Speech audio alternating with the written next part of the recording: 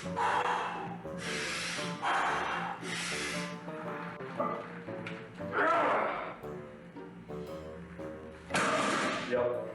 nice and easy. We're done with that though. Jump rope. Yeah.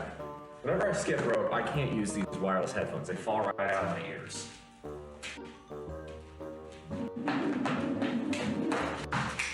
So of course, it would be helpful if I could get the rope itself not to fall out of my hands.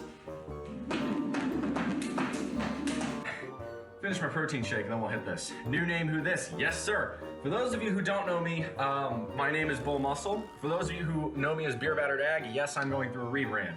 This seems like a pretty good time to talk about that, so let's go ahead and talk about it. I'm a die-hard Aggie. The eyes of Texas are upon you. That is the song they sing so well. Sounds like hell! So goodbye to Texas University. We're gonna beat you all to chigger-a-rim, rough, tough, real stuff, Texas A&M. Goodbye. We get a little bit more all. So why can't I click all? Oh, yeah, there it goes. Nice.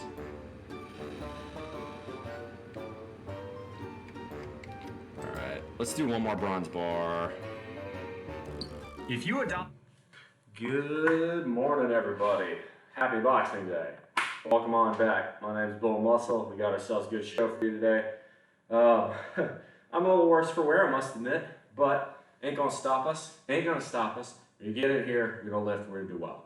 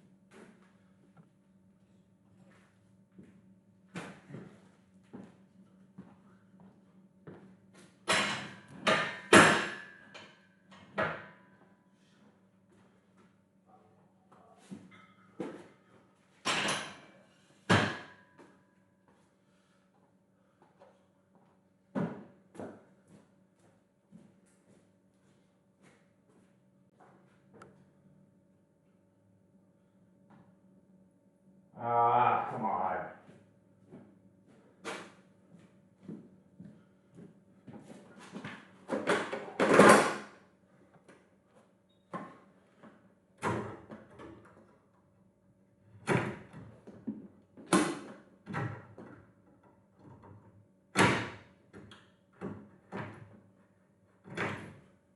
Son of a bitch.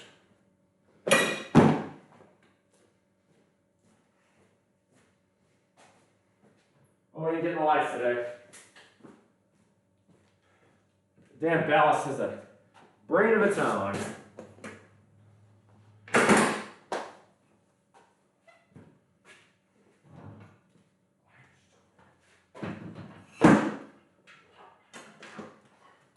Let's fucking go. Food poisoning ain't mean shit, y'all.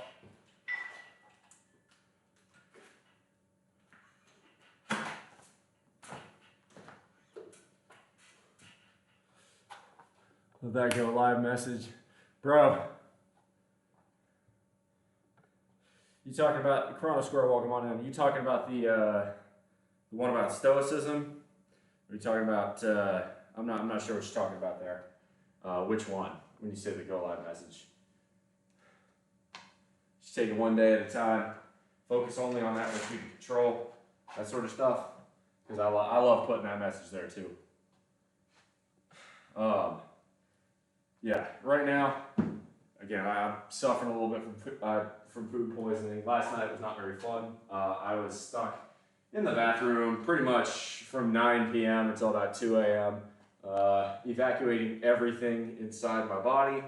So that wasn't great. So definitely a little bit worse for her today. It's not gonna fucking stop us. It's not gonna prevent us doing what we need to get done in here. It's about the drive. It's about the dedication, the devotion to the craft. That's what I'm showing y'all today.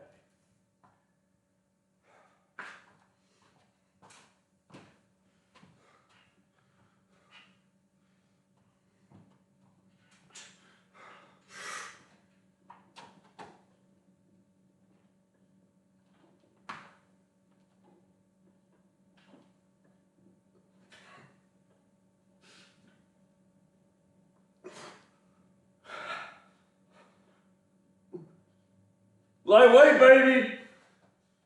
Not bad at all. It's only 145.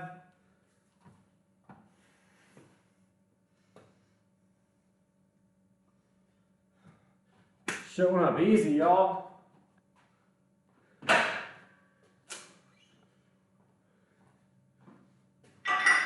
Let's do 150. Lightweight, baby!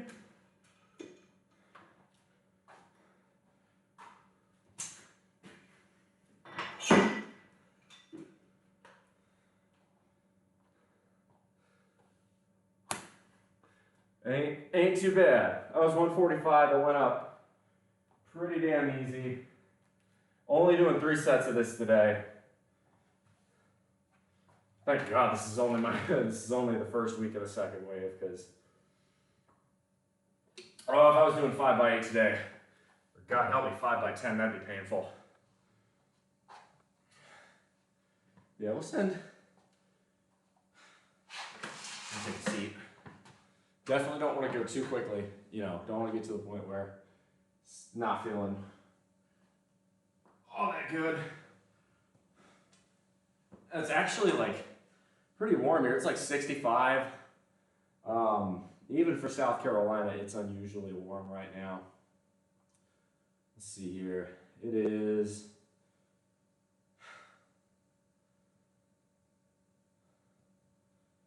It says 63. High today is going to be 66. Feels pretty good. Honestly, it feels pretty humid. Depending on how intense this gets, I may actually turn on the fan. I haven't done since probably October.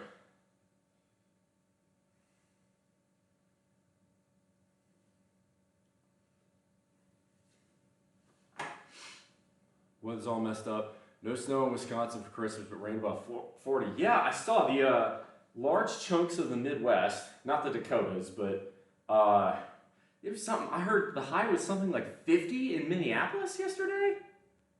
I'm sorry, what the hell? Minneapolis in December with a high of 50? Something ain't right there. Yeah, up in the upper Midwest, apparently y'all had a green and a fairly rainy Christmas, which is what we had here, but that's normal for South Carolina. It's very much not normal for Wisconsin. Hey, Big Game Mikey, good to see you, my man. Yo, guys, actually, I'm gonna give you a shout out, Big Game Mikey, but not yet. I'm gonna wait for more people to show up. I'm gonna give you a shout out because I seen you've been working on SQL, you've been doing all this good training to get yourself in a better position to re-enter the job market and find something perfect for you. The fact you're doing that, man, it means you're driven, it means you're motivated, and I absolutely love to fucking see it. So, I'm going to give you a shout out in a little while. Yo, Dodge, good to see you. Dodge saw the damage that occurred last night firsthand. Wasn't pretty. Christmas Eve was very much Rudolph kind of weather, just minus the snow. Yeah, very rainy. Which, again, normal for the deep south in the winter, not so normal for the Midwest. I mean, I'm sure y'all don't mind it. It's a whole lot less time you're going to have to worry about your cars getting covered in snow and salt and rust and all that jazz. No, foggy. Oh, foggy.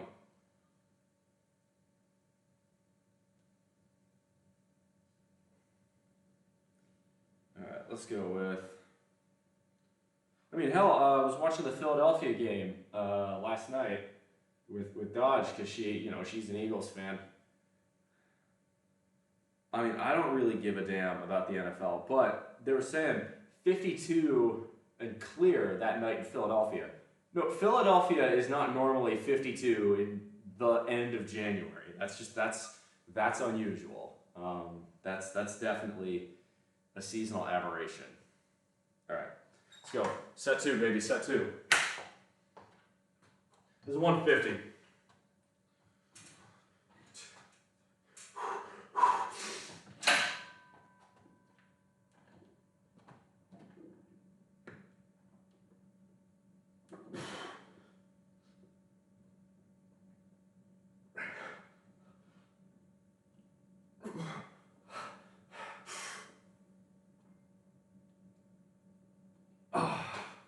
Easy, lightweight. Man, the food poisoning done me good apparently. Freaking repping out at 150.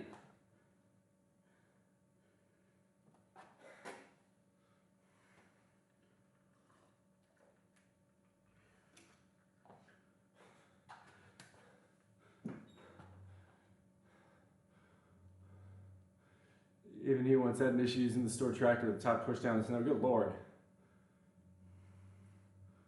This house is a steep driveway, not good with snow.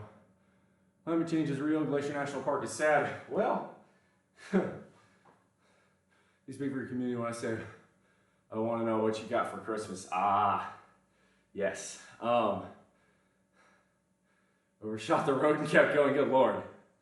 Yeah.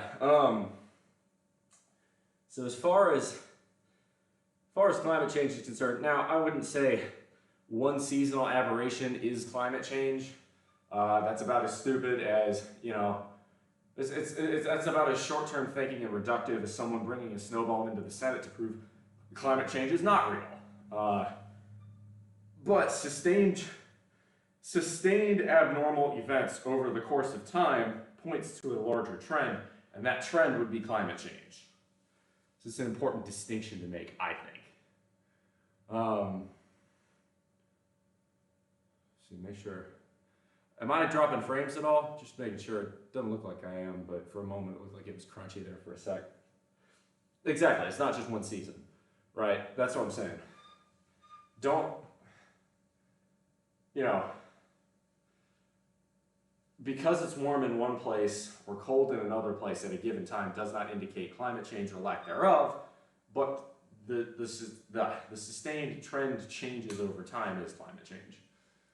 To draw my resolution, just kept buffering on my end. Let me check my task manager, make sure nothing else is running that it shouldn't be. Discord is running in the background. We can end that task. Don't need that on my computer at the moment.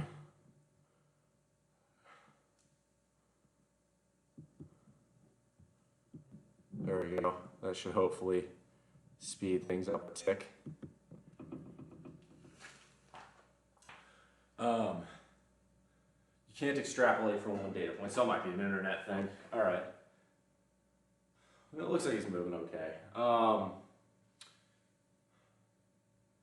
No, I agree. And of course, you all know climate change is certainly something, in terms of the issues I care about, it's quite high up there. I'm just not one of these people who thinks wind, solar, and unicorn farts will get us to where we need to be. However, I would like to say it's very easy to get sucked into a circle of doomerism when it comes to climate change, and there are some real and serious improvements and positive trends that have emerged. I posted about this in the adult topic conversation chat in my server. I sound like anyway. But I posted about that because the United Kingdom has reduced its total output of yearly carbon emissions to half the level it was putting out in 1970.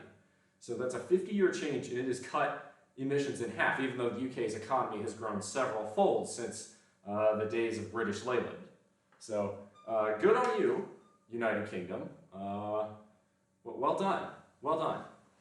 Problem is that those who perpetuate climate fraud tell us to account all scientific variables. Solar forcing influences Earth more than they're willing to admit. Marahe, it's good to see you. Solar's doing well. Just need nuclear to get us over the hump. Well, so it's very clear, right? The other thing is that the idea that if we decarbonize tomorrow, all of climate change is going to get stopped probably isn't true. But if we decarbonize as fast as we can 100% avoid the worst effects of decarbonization, which is going, or of climate change, which is going to include in particular desertification, which is going to cause soil erosion and damage global crop yields. Those global crop yields are far more important than any other effect of climate change because, as it turns out, people like food. I know that's a hot political take right there, but in general, food equals good and no food equals bad. I'm taking the piss slightly with that, but boomers have been sitting on it for 40 years. No, so the thing with nuclear, right? First off, solar has not been viable in terms of mass output since 2010 at the absolute earliest. So while yes, we should have put a lot more effort into research and development of solar in the 70s and the 80s, it was never going to be viable in the 70s and the 80s. Same thing with wind. Wind costs have come down a lot, and credit where it's due actually to some of the governors in the Midwest and in Texas for putting up a lot of wind. Most of the nation's wind power comes from states like Iowa, Nebraska, Kansas, and Texas. I refuse to give Oklahoma credit on anything because fuck Oklahoma. Carbon is good, carbon is, well, solar forcing, by the way, is inclusion of the sun's weather on Earth. People don't change unless there's uncomfort, pretty much. No, the way to decarbonize effectively and efficiently is the same way we've known how to do it since the 60s. It's nuclear. This damn POS looking good, man. You're filling out really well, my dude. Yeah, ginger's good for recovery. Yeah, I wish I had had some of them ginger chews yesterday because my stomach was on fire. Definitely was not fun, was barfing, and it was what's called the North and South.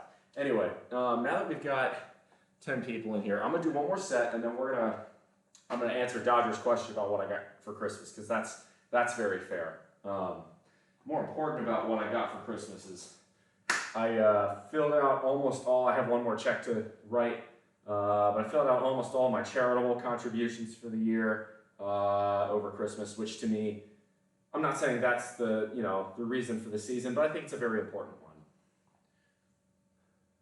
Solid-state batteries and alternatives to rare earth elements. So the good news there is that everybody's been talking about there's going to be a big lithium shortage. There's going to be a big lithium shortage, and so on and so forth.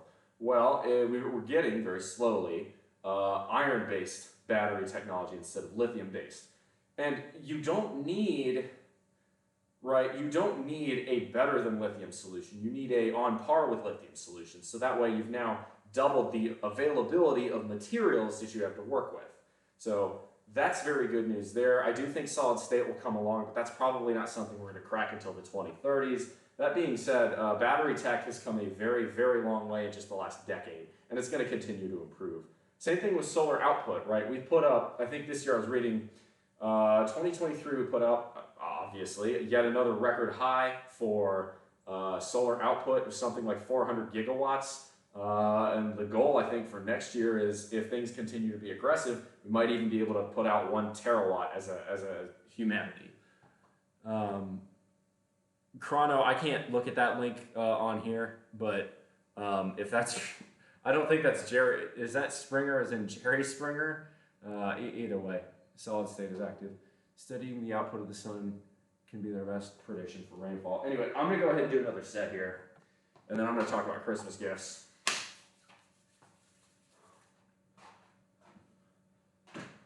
This is going up pretty easy today, so I'm really quite happy about that.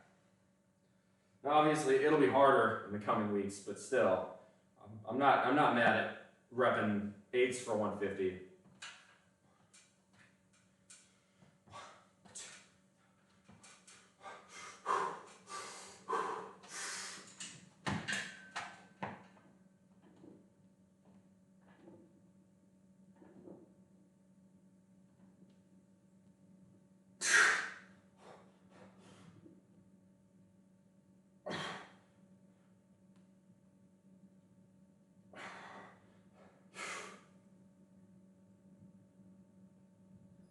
Yeah, baby.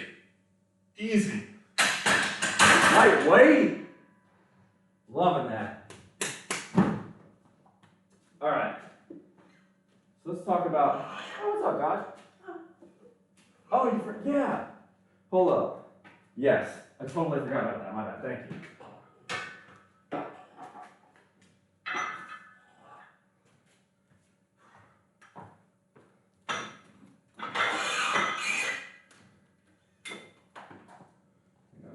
Take your time.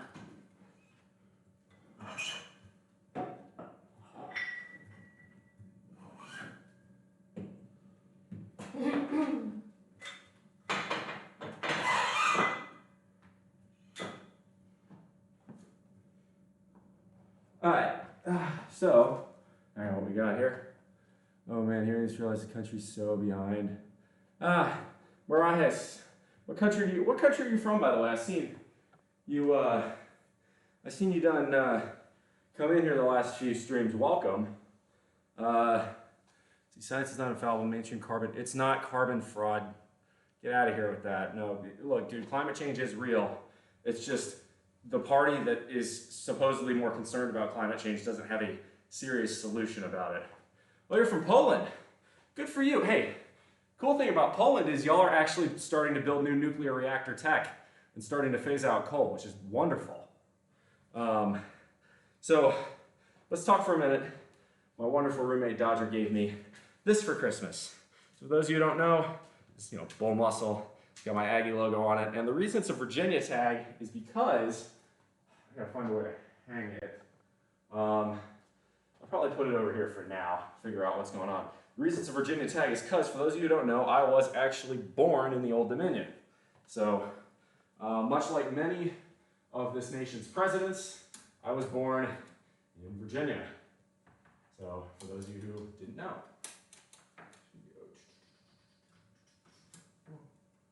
There we go. Nope. Come on. There we go. Nice. Anyway, I'm from Poland. Very nice. He said, okay, hold up. No, thank you. Hey, hope you all having good holidays. Dan POS, sometimes I see people put sandbags on the legs of the benches to weigh them down. Oh, totally.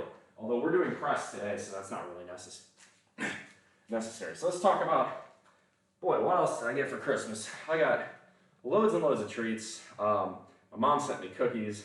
My wonderful roommate here got me a hilarious Mofongo shirt because I went to Puerto Rico about a month ago. That was a lot of fun. That was a hilarious shirt.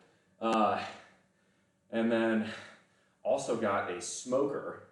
So not only do I have a grill, I'm also going to be able to start smoking stuff pretty soon. You build a wind power plant, you have good conditions for that. Yeah, Poland's fairly flat, so that would be a good place for wind. The truth is, that really nuclear is an excellent option for the Polish. You have French technology and know-how right there.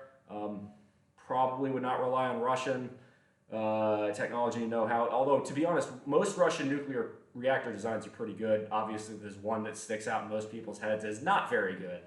But I would say, as far as decarbonizing is concerned, absolutely go full in on nuclear. If you're Poland, that's definitely a really good idea. And definitely, not using coal. Look, even if you want to ignore the effects of climate change, burning coal is confirmed to have increased incidences of cancer, emphysema, asthma, and loads of other respiratory diseases. Burning coal is something we should not be doing anymore in the 21st century, especially here in the developed world. Nor should the Chinese and Indians be doing it, but to their credit, the Chinese are building half of all nuclear reactors right now. And I'm certainly no CCP apologist, but I respect that they're doing a pretty good job on actually getting that together.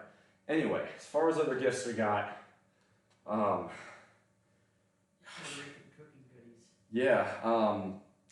I went to Puerto Rico in November, and so also got a wonderful Puerto Rican cookbook and a pestle and mortar, so now I can actually make my own mofongo if I want to, which is pretty dope.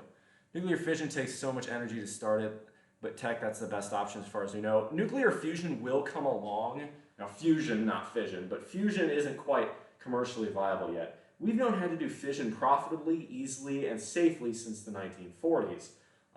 It's just, right now, the biggest problem with nuclear is the regulatory agencies. Right now, getting permits to build a reactor, getting safety reviews, getting environmental reviews signed off is such a red tape-laden process that it takes years and billions of dollars to do, which means all but the biggest corporations are going to say, we want no part of that.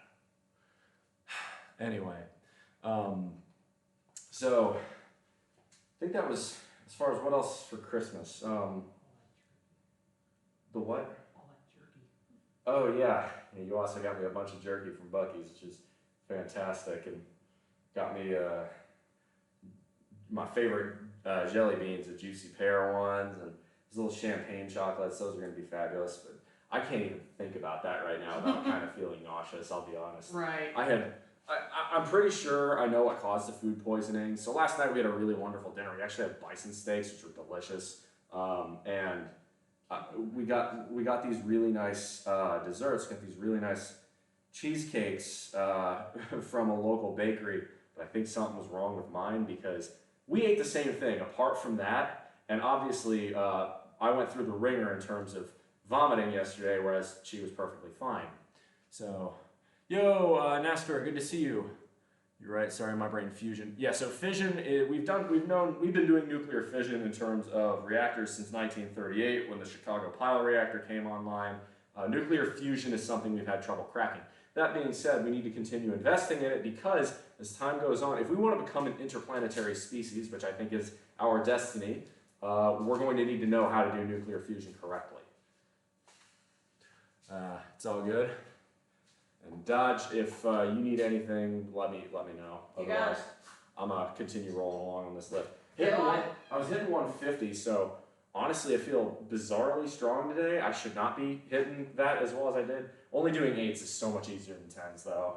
Well, you know what you gotta do. Anyway, so the next is going to be behind the neck press. So, amounts of the mass we apply. Absolutely. So, no, I'm a huge fan. So Nestor, for you, since you just came in, I had a really wonderful Christmas, but I had a little bit of food poisoning last night, and that was not so great. So we're still rolling along. I'm trying to maybe go a bit slower today, but so far I've had pretty decent strength putting up on press. So this is sort of what's going on. Criminal, good to see you. Oh, my bad. Yeah, no, I think you got buried. My apologies. Criminal, good to see you. Welcome on in. Now that we got enough people here, I'm going to give a shout out to my boy, Big Gay Mikey, because he started his own Twitch channel. He's doing stuff like SQL. He's doing all sorts of good projects to try and increase his employability because he's in between jobs right now. So go give my man, Big Gay Mikey, some love. Definitely help him out. Give him a follow. Only dumbbells and a bench. Do you think I can build decent muscles with that only? Carl99, thanks for first time chat. Welcome on in. If you only have dumbbells and a bench, the dumbbells had better be fairly big if you want to get a full body workout in because you're going to need to do dumbbell squats, which I personally am not a huge fan of. I really like the properties of having an actual bar on your upper back or on your shoulders to work your whole body on a squat.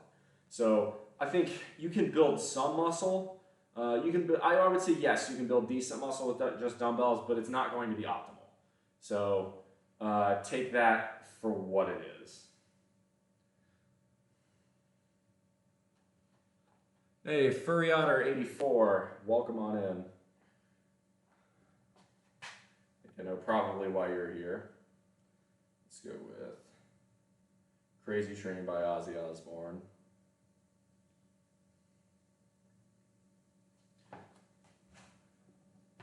So now we're going to do behind the neck press. The only difference between behind the neck press is standard press, you're starting in front, you're coming here. Behind the neck press, you're starting back here, and you're coming up. So it's a little bit less movement above the shoulders.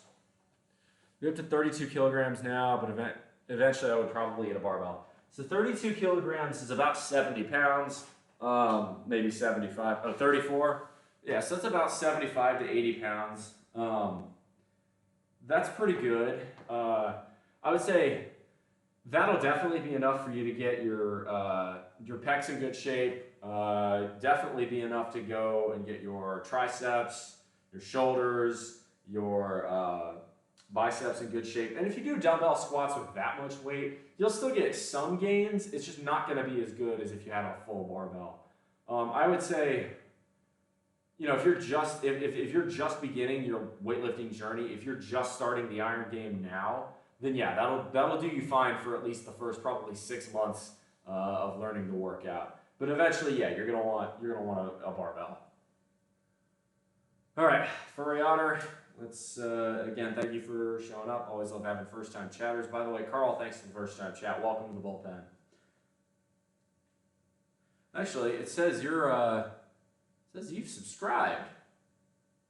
If I've got the little logo right, which tells me you're a long-time lurker. Always love it when first-time lurkers or long-time lurkers post their first chat. So welcome and thank you. All right, here we go.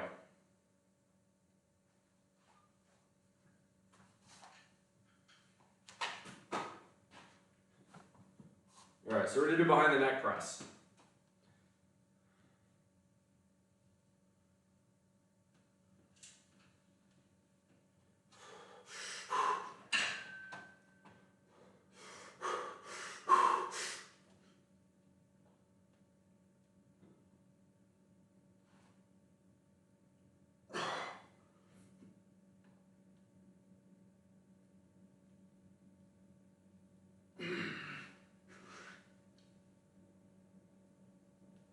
Man, that's almost deceptively easy.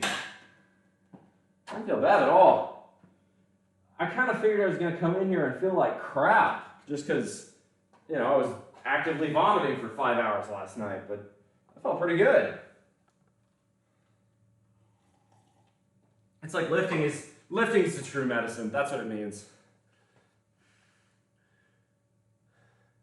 Worked out before, just had some muscle memory, but I've always been pretty weak. Well, if you don't lift consistently, you're not going to get results consistently. That one seems a bit obvious, but it's true. You have to be dedicated. You have to force yourself on the days when, you know, you don't want to. You're going to have to come in here and bust ass anyway, right? Again, I was literally, you know, vomiting and having diarrhea last night. I'm still fucking in here. I'm still putting up the weight.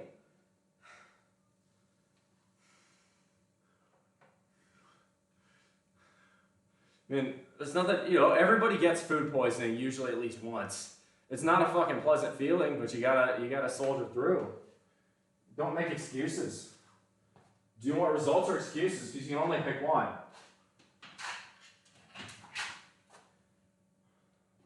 Nice.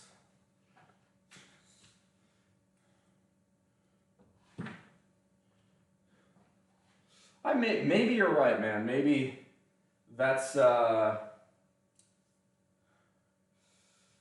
maybe it cleared me out. I don't know. I felt like absolute death last night, and I'm feeling okay now. Not great, but okay. I don't have much of a choice to hold it back. Exactly. Insane. I'm going off the rails on a crazy train. Come on.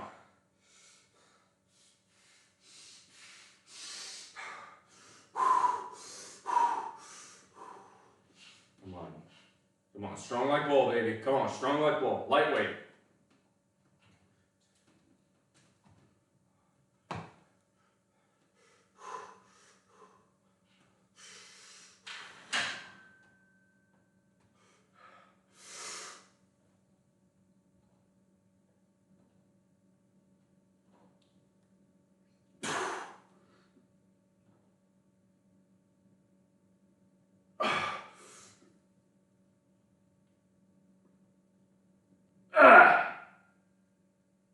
Not bad.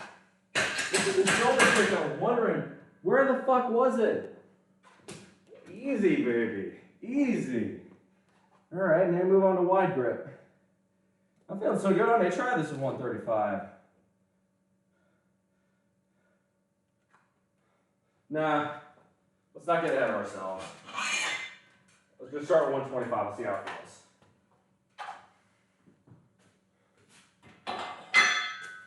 Enter the Cold War. That's what we've become. Inherited troubles. I'm mentally numb. Yeah, it did feel pretty good. We're gonna hear a bit. Gotta meet with the physical therapist. Go get it. Big A Mikey, you go get it, bro. You need to do that. But for a year, consistent back bench was 80 kilograms and 6'3". weight 85. Oh, diet wasn't on point, not sure. My squat was also horrible. Well, if you don't have a barbell, you're not really going to be able to improve your squat. But if your max bench is almost what your body weight is, you're not that weak. You're doing all right. So I'm just converting that into freedom units. I live in the US. So you're weigh about 190 pounds. You had a max bench of around 180. But either way, that's not bad. I would say if you focus, be disciplined, you show up every day, or not every day, but set out a workout plan and follow that workout plan, you can get your bench up above your body weight for sure. That's a big milestone. First time you can bench more than your body weight, that's a huge deal. So definitely a very laudable achievement if that's what you end up doing.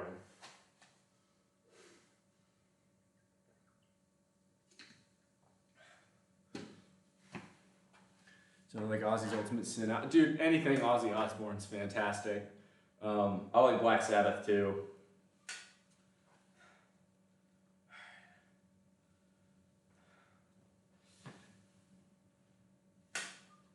That said,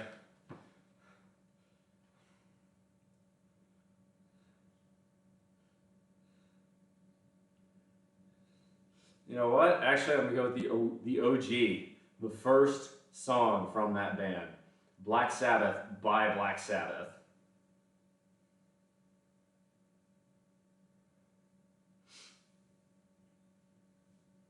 I actually like the live version slightly better. I don't normally, but this is one of them where I do.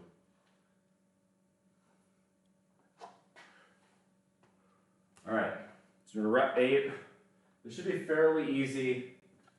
Don't think it should be too hard. Should be RP 6 to 9. So I should have between 2 and 4 reps left in the tank.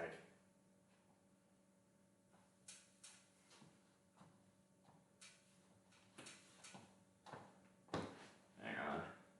Got quiet.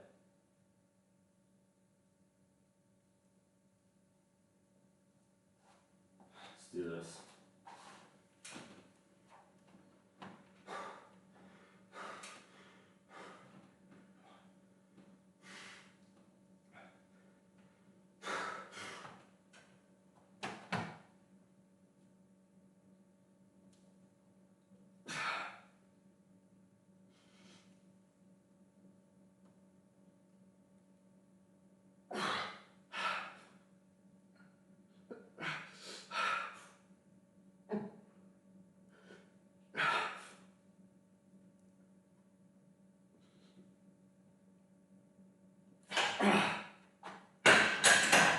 That was actually a little bit harder than I expected. Granted, I was doing that really slow. And I was putting a really wide grip on it. So that'll do it. Album 13, Ozzy's solo years. Fair enough. Well, I'm just starting to realize I love working out. It does. It's honestly, it's therapeutic in a way. So I talk about this a lot. With lifting, so I've talked about this a lot, but in the early days of humanity, we had extreme mental taxation and also extreme physical taxation. How the hell am I going to feed myself, my family? How the hell am I going to hunt that woolly mammoth? But in the modern day, we've made the mental burden heavier and heavier and removed the physical burden. I think we are biologically programmed to tax our bodies just as much as we tax our minds. And when you do tax your body, your mind becomes tougher.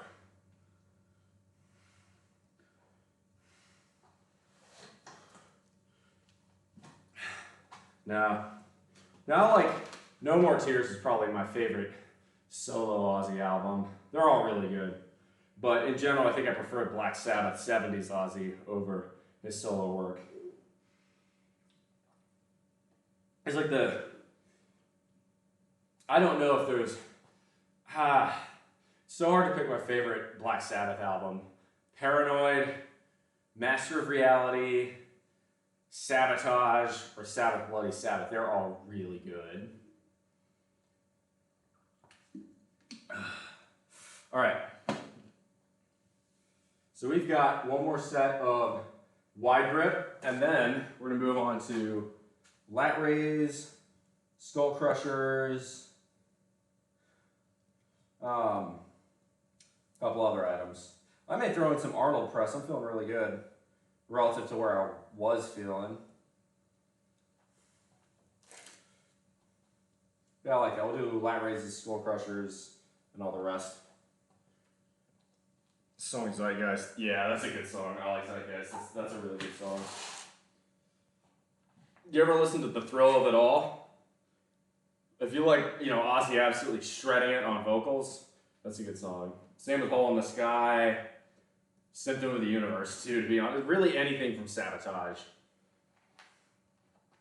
Yeah, the story behind that album is freaking crazy. Like, they were getting sued by basically everyone on bullshit, trumped up causes. By basically just greedy record companies and lawyers. And they were just getting so sick of it, they wrote Sabotage out of anger.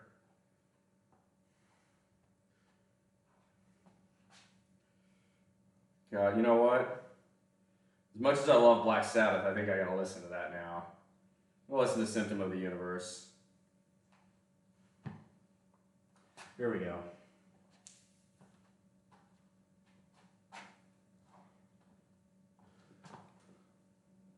I like the Ordinary Man album, though. People are saying it's not Ozzy's voice. You have a good mind. Oh, I appreciate that. Thank you.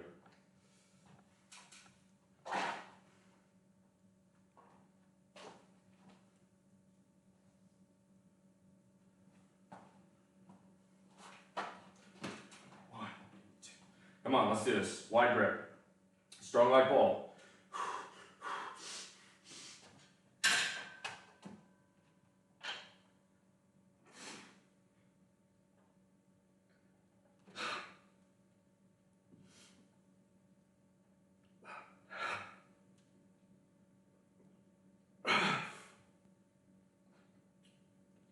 Get up there! Not bad. Alright. We're done with the heavy barbell stuff and the variations.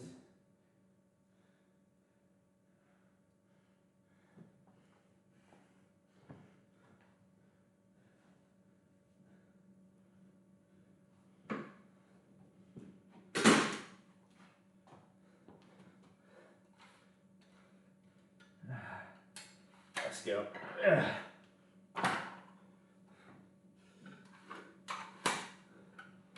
Start with 30s, I think.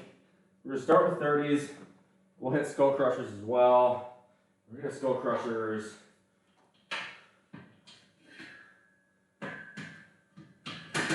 There. And we're gonna have to change the weight out.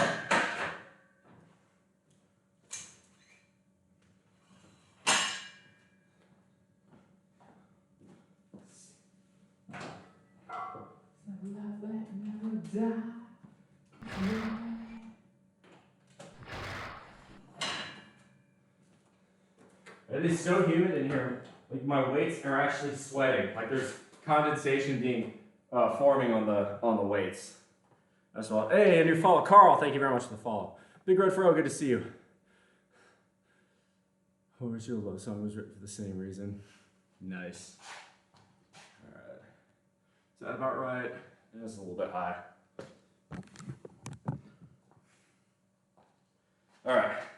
Start with lat raises.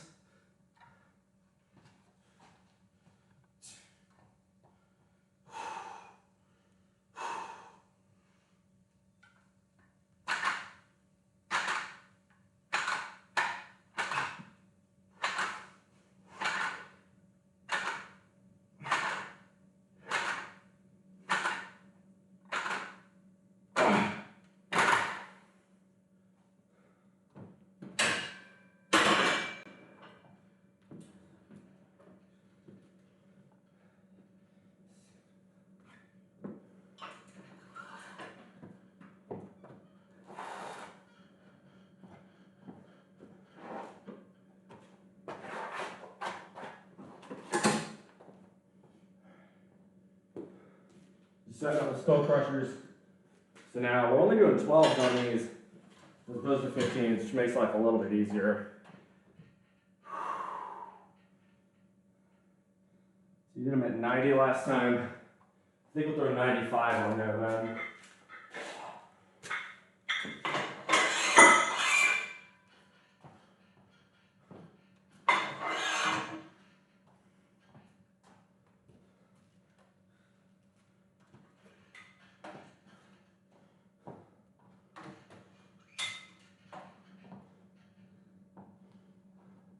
Hey, Martin Bulgarino, welcome on in.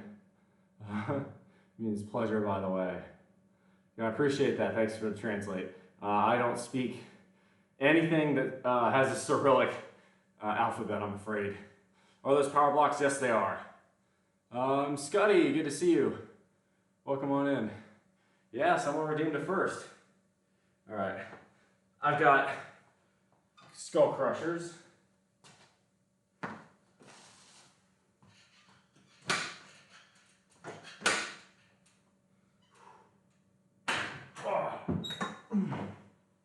Shoot, the bench too far back. There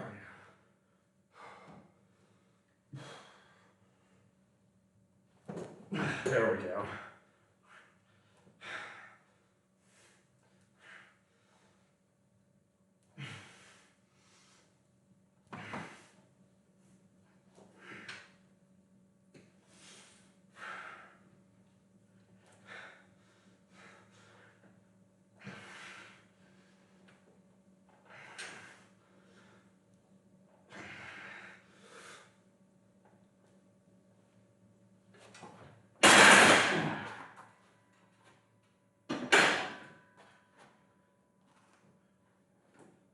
Not bad.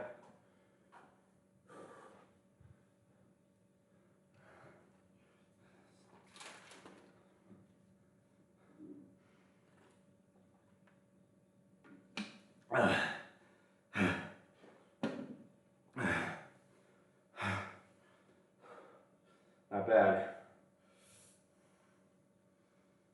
I think I'm going to try and go up to 40s on the lat raises. It felt pretty easy.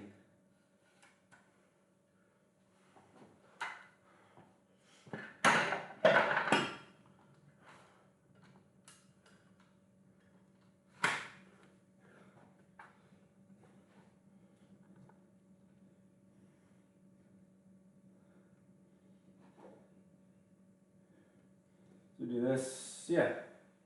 I like that. I like that.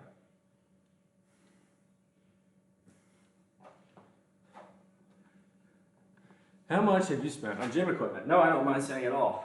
Financial transparency is something I'm very big about. The power blocks, I will grant, were expensive. But I got them mostly as a result of saving up, you know, the odds and ends of subscriptions that have come in from Twitch. So, you know, I really do appreciate y'all supporting me, you know, tipping me every now and then, because that's how it's been, you know, that's how I was able to afford these. Otherwise, squat rack cost me $100.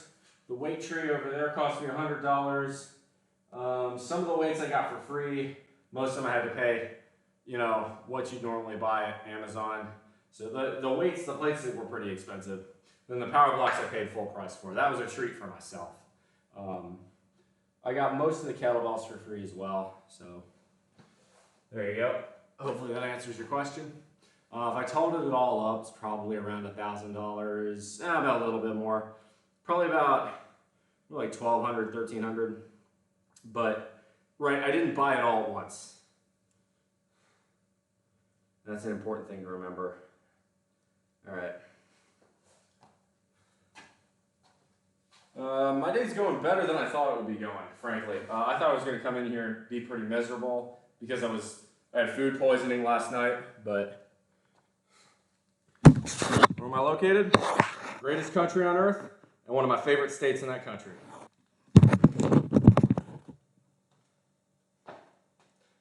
How about you, Martin? I'm wondering, are you from Bulgaria based on your name there?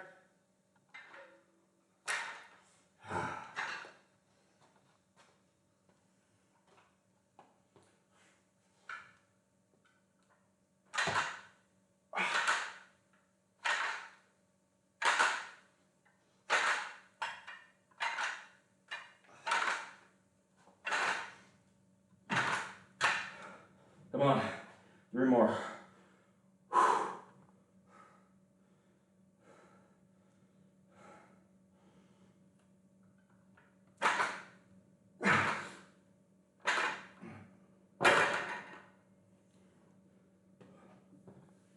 Seems very good for all that stuff, to be honest. Yeah, I bought a lot of it used.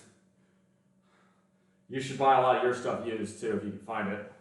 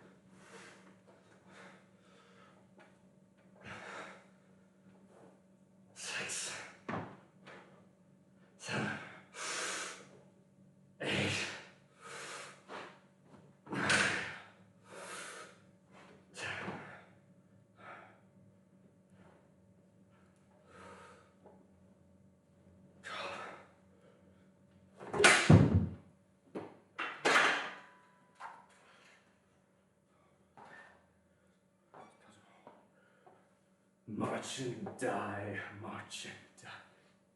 Forget to spoil and lie. Oh, I love Motorhead. Well, so this is, I think you're the first Bulgarian I've ever had on my stream. So welcome. I like y'all in Bulgaria because y'all make good yogurt. And that's about, I know that y'all are in the EU, y'all are in Southeastern Europe, y'all have a history of fighting with everybody else in the Balkans, and you make good yogurt. That's what I know about Bulgaria.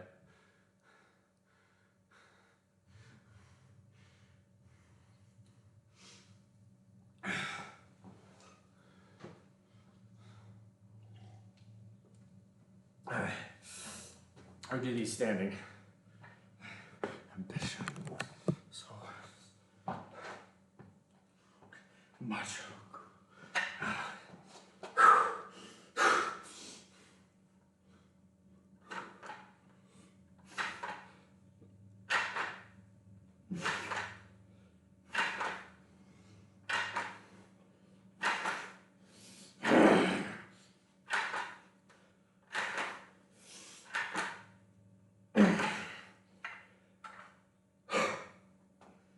Oh, Bill also invented the Bulgarian split squat, which is an excellent leg exercise, so kudos to y'all on that one.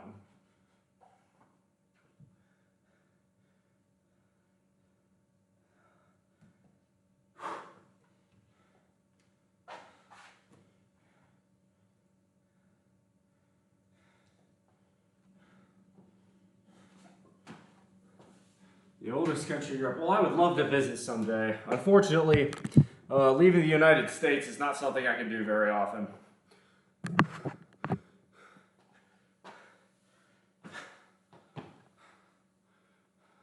How do you know those stuff?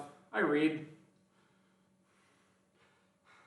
I think I have a lot of appreciation for a lot of Eastern European countries because y'all have managed, for the most part, there are some countries that are still resisting, but since 1991, everything east of the Iron Curtain, with a few exceptions, of course, has seen, y'all have changed, gotten away from the horrendous specter that was communism.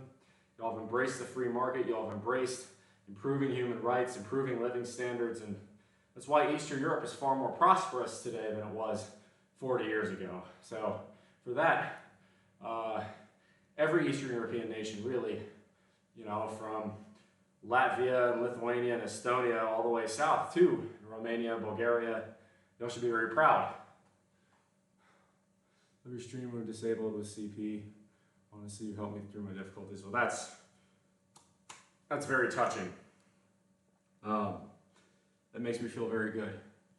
That I could help someone here doing what I do and motivating and encouraging people to strive for more is definitely it's definitely something that warms my heart. So I appreciate you telling me that. Genuinely, thank you. Thank you, Scotty. Bulgarian split squat it's a good exercise. Yeah, it hurts, but it hurts in all the right ways. I like doing them as a bodybuilding supplement to my more, power-based exercises, squats, deadlifts, that sort of thing. You can kind of do Bulgarians either as a squat or as a deadlift, depending on where you bend. You can bend at the hip or you can bend at the knee.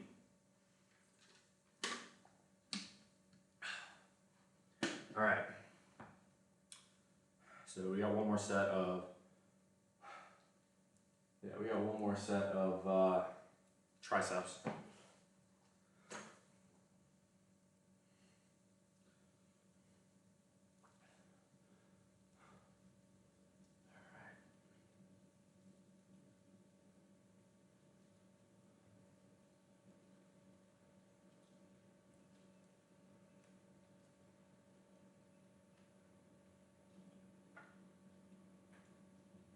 A friend of mine sent me something. There we go. Okay.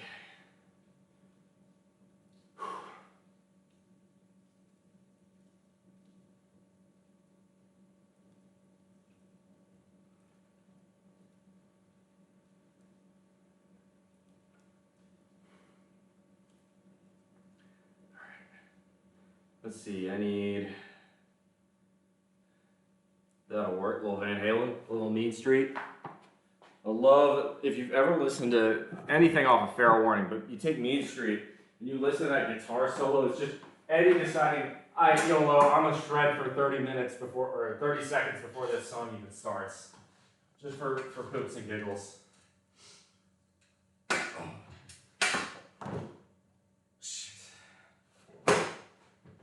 There we go.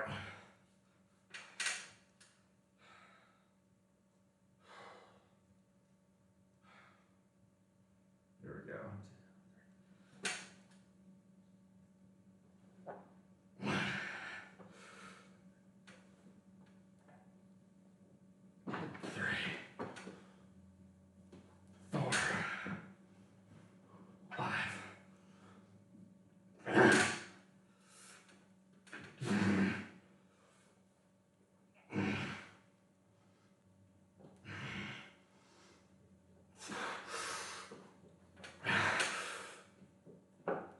Nice. Not bad. That felt pretty good. All right, so the question is what next? I got triceps extensions and vert flies. Now we did vert flies at 100.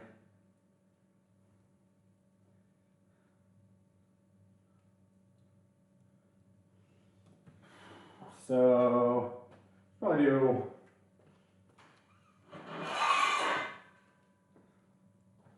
we're only doing 12s, maybe 115. Yeah, just try 115, see how it feels. This is Mean Street. This is home. The only one I know. We're back tomorrow, cause we're sick of these four walls. And what you think is something might be something after all. Bruce ended where the head.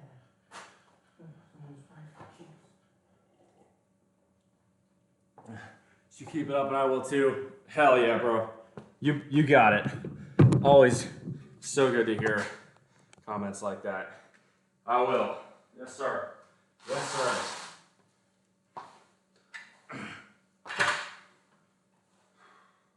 That'll work. All right, you gotta go. Well, I appreciate you coming by, Scotty. Keep kicking ass.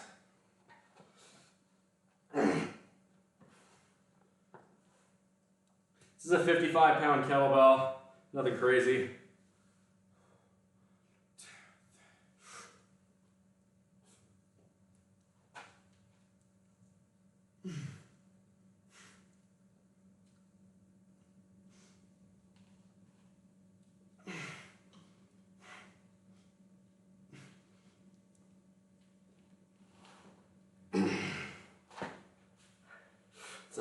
for but the shouting. I've come to take what's mine.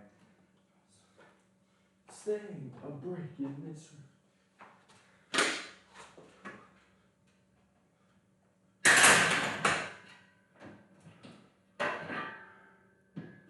This is the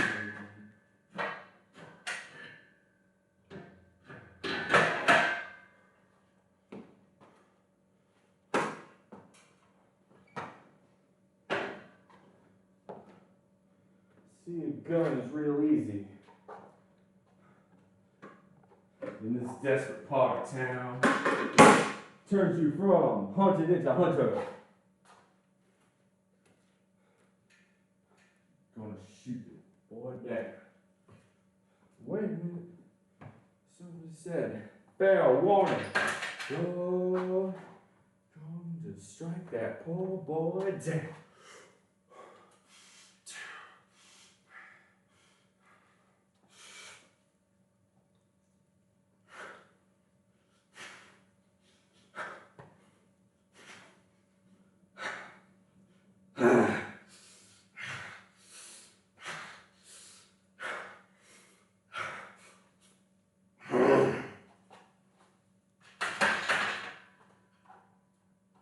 Good as 12.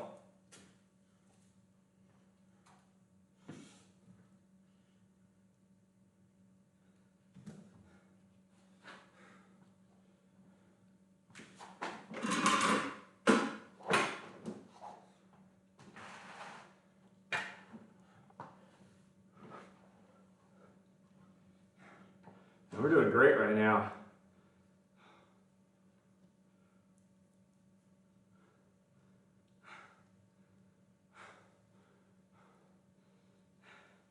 Doing pretty good, all things considered. Let's go Intruder, Pretty Woman by Van Halen.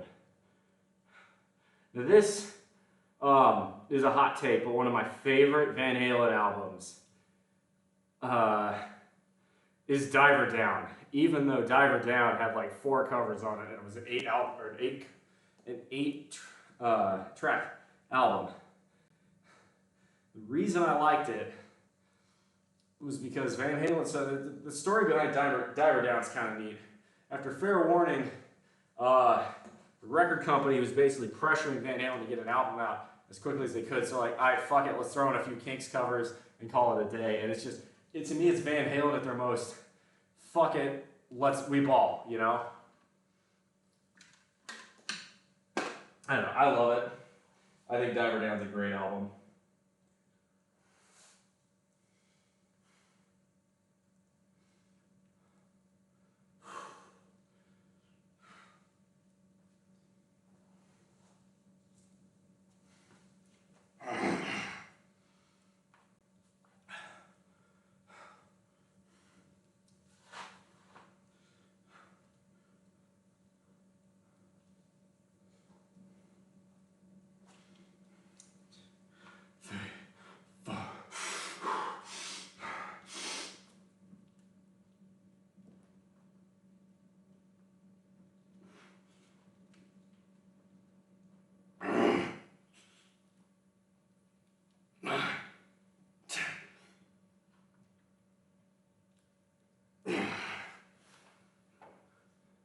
Let's go, baby.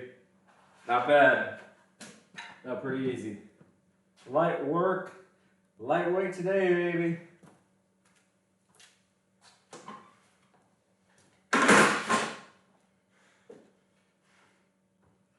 Whoa! Man, it's like lifting's fucking medicine for me, baby. I feel better now. I am coming off of fucking food poisoning. I didn't get good sleep at all last night. I was vomiting. I was shitting everywhere. Man, I feel great now. I feel great now. Why do I feel great now? Because I'm fucking lifting. Let's go. 1, 2, 3, 4.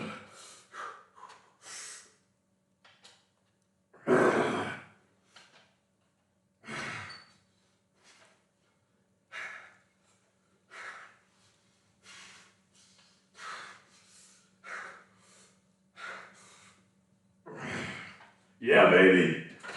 Easy. Pretty woman, walking down the street, pretty woman. They kinda like to meet, pretty woman. What's up, Trigger Bell?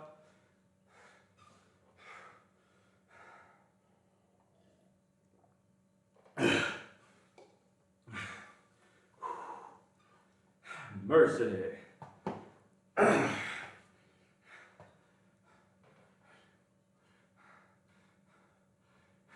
You're also sick? Ah, that sucks, bro. That hair look lovely as can be. Are you lonely just like me? Ah.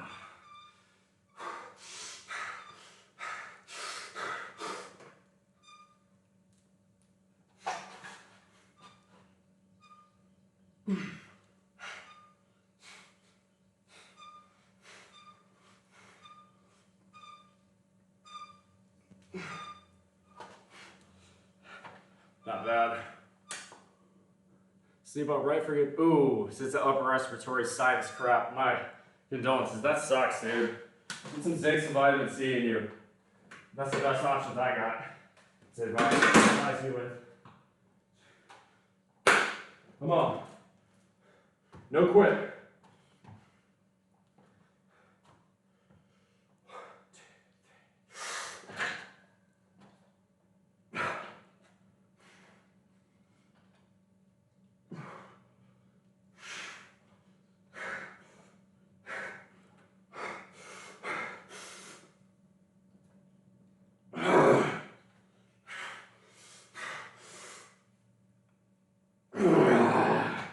Yes, sir. It's late. There'll be tomorrow night. But wait, what do I see?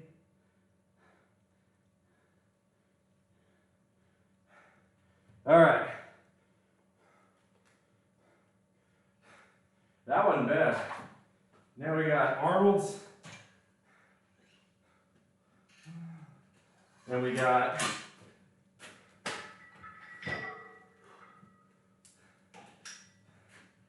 Arnold press, and we got shoulder flies. Some people call these front and side raises. I call them shoulder flies. They feel like flies to me. If you don't like my verbiage, that's your problem.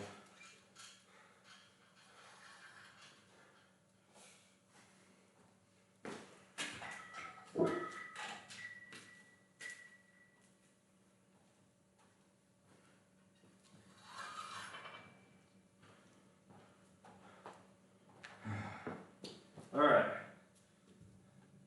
So we got sets of 12 left to do. So what we're going to do now is just absolutely obliterate our shoulders. And how I'm going to do this is I'm going to do a set of Arnold press, and then I'm going to stand up and do fronts and sides.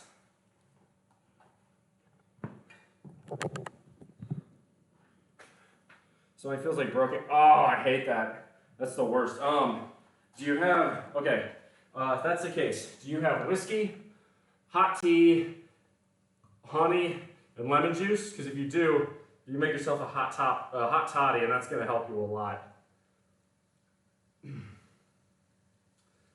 If it's dry where you're at too, a humidifier or a steam bath, probably pretty helpful.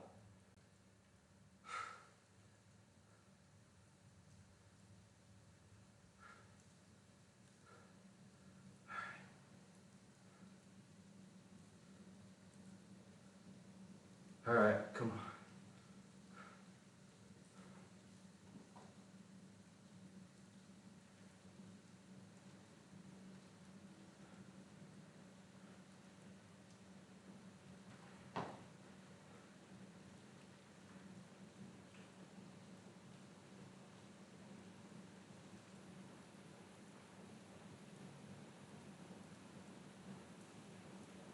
Yeah, that rain's coming down hard now. No wonder it's all steamy in here. It's like very, like it's 100% humidity. It's wild. Didn't even drink water past few days until last night. Oh my goodness. Yeah, make yourself a hot toddy, man. You're gonna need that.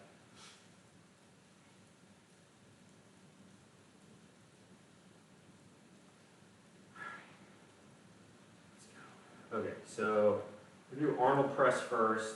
I need 50s. And then we'll do 40s, 30s. We'll do a superset. I like that. Move you over here. Yeah. We'll do 3 by 12 to 50. Ooh, that's gonna be tough. That's gonna be tough. I like it. I like it. Let's fucking send it. I need you guys. That. Put you in here. Put you in here.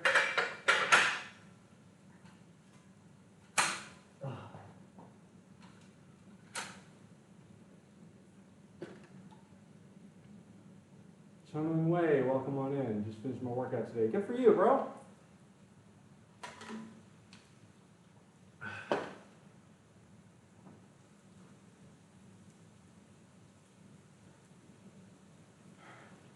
Yeah, let's go unchained.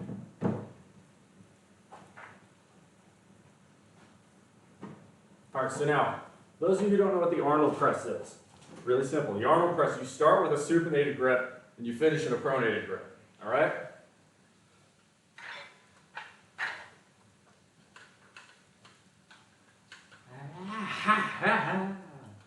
Let's go.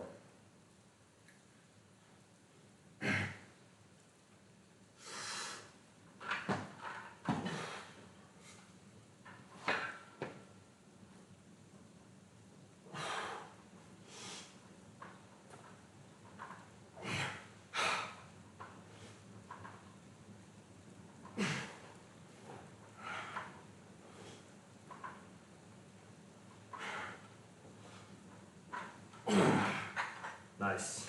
Change. Nothing stays the same. Unchained. And you hit the ground running chain. All right.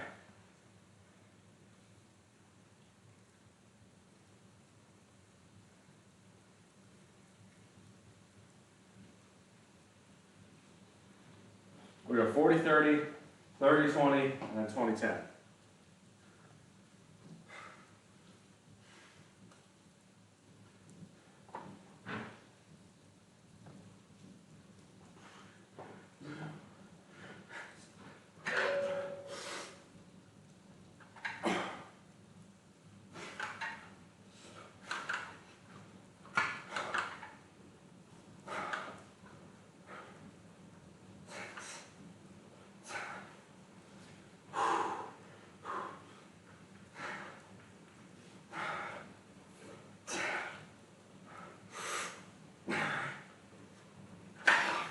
Superset. On the chain, and you hit the ground running.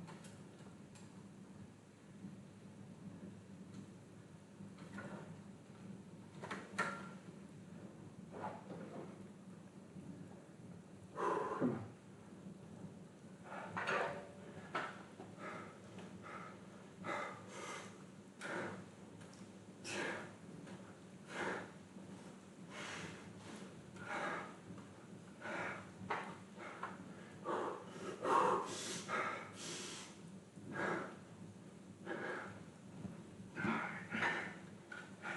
Come on.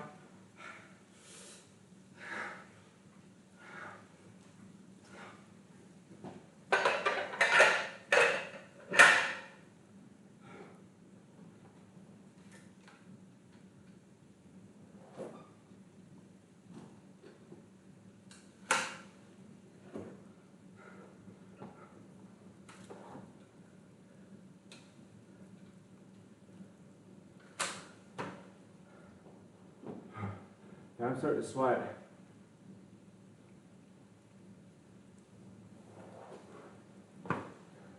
Luda, why do you never really control the eccentric part of the lifts?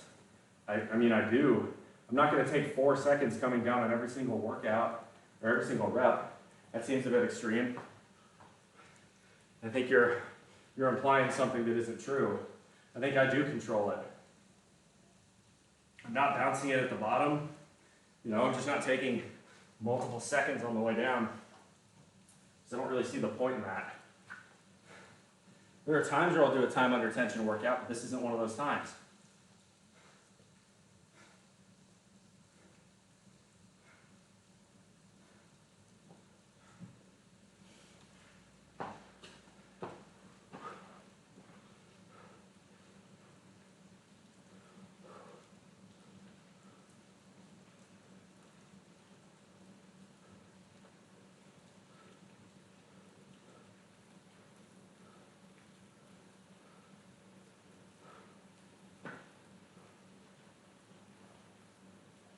Maintain control over all points in time is the main goal.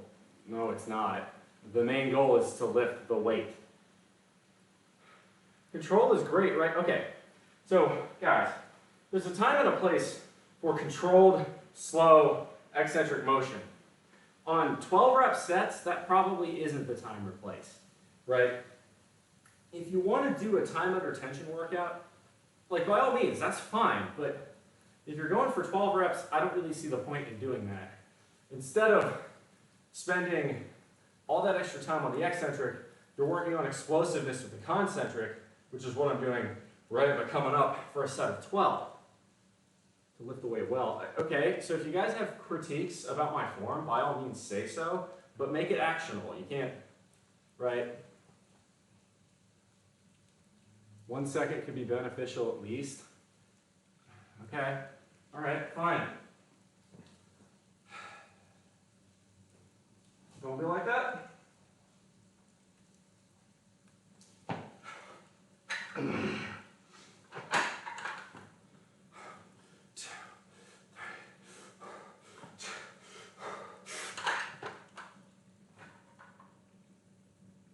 One, two, three, 4, 5, 6, 7, 8,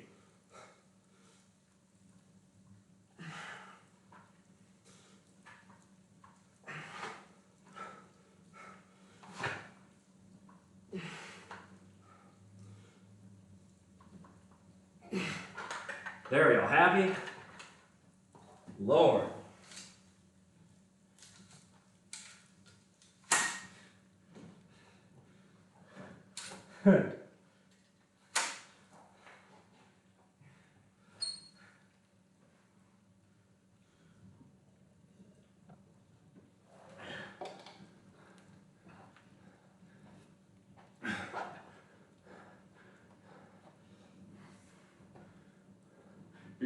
Bro, how much more time under tension are you looking for me to do on a 12 rep set? This seems a bit absurd.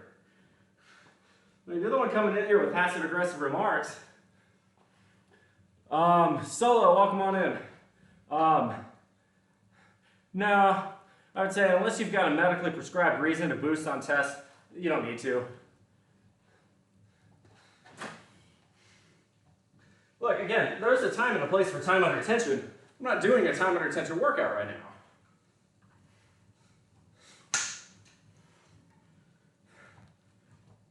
I'll go slower though.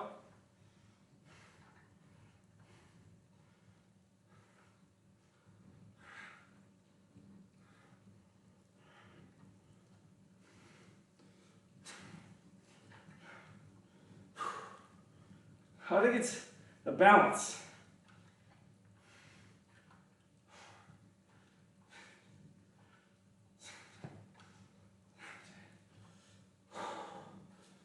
Come on.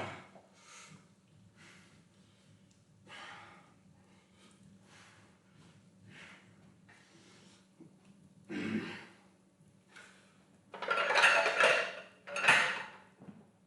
cat came off the dumbbell handle. On. Finish. And your sides.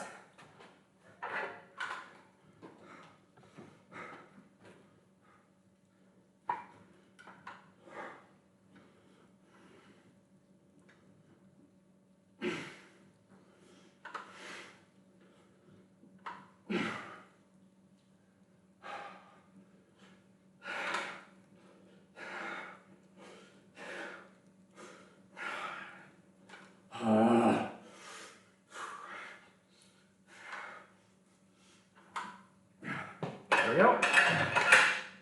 I feel like I'm getting pretty good control there. I think there's a difference. I think there, like with all due respect, there's a difference between right, controlling every weight. You know, there's right, you know, like if you're going for max reps on something, if you're going for a max out test, that's not the time to be taking 1 second on the eccentric. Now, I'm not doing that, but even with high volume stuff, right, spending all your time on control, I don't think that, I think you have to work on explosiveness too. A big part of lifting is explosiveness. You don't want to ego lift, right? I'm not going to be the guy, right, doing fucking cheat curls in the squat rack. But there's a difference between, right, there's a difference between going at what I would say is a reasonable compromise speed. I think it's a balance. And taking so long, so you're basically turning it into an isometric hold. I don't see the point for a 4 to 5 second hold or something crazy like that on each set. Like the explosive concentric seed, the lateral raises formed earlier just seemed a bit too fast down. All right, that's fair. That's fair. That's understandable. Yeah. Other thing too is, right, I'm doing these as more or less a superset. You guys, I mean, I don't know if you can tell, but I was kind of trying to move fairly quickly from shoulder press into the raises. It's the end of this set as well. No, it's fine. You're more than entitled to your own opinion. It's just, I know myself. Right?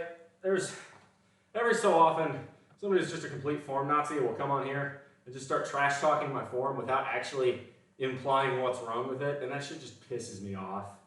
It's like, bro, you have nothing better to do with your day, and you're not doing that. I just want to make that 100% clear. But for me, it's always the balance between working the explosiveness and, you know, taking the time under tension. But you know what? I'm game. I'll try and do this real slow. I'm game that this is my last set anyway, so why not just burn it the hell out? We'll do arm presses again. I'll go down on the 1 count for the first maybe 6, down on a 2 count, through to 9, maybe down on a 3 count, 10, 11, and 12. That'll be a fun way to do it, to really, you know, punch out the explosiveness on those first few reps, but still get all that lovely time under tension on the eccentric. You don't reach my best for you, so I'm not trying to correct you. Just wanted to share my opinion. That's fair. Well, I appreciate you doing that, honestly. I prefer that over just having a dead chat, so thank you. Merry Christmas. I appreciate that, Dragon Knight. Here was a slow reply. Hacking up mucus, dying. I feel so bad for you, Trigger Bell. Workout talk, weights and stuff. Yep, criminal. It's okay. I know why some of you are here. I get it. As long as you're not... See, the nice thing is with these new content warnings, you can be a little bit more explicit, but like, really, again, the only rule of my chat is don't say shit that'll get me kicked off of Twitch.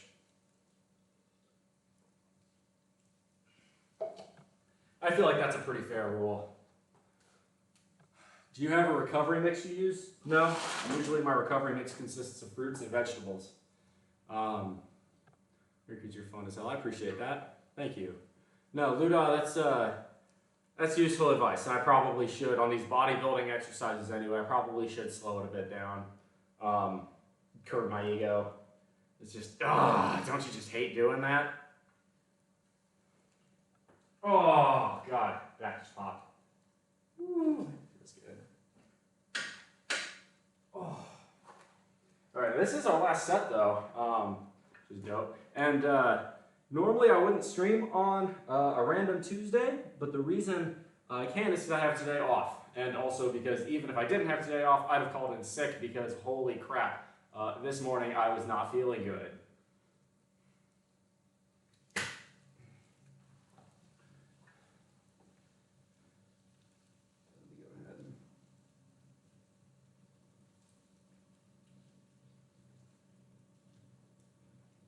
so the next one I'm gonna do on 20s and 10s for the raises, and I will go really slow on those. That's extremely lightweight.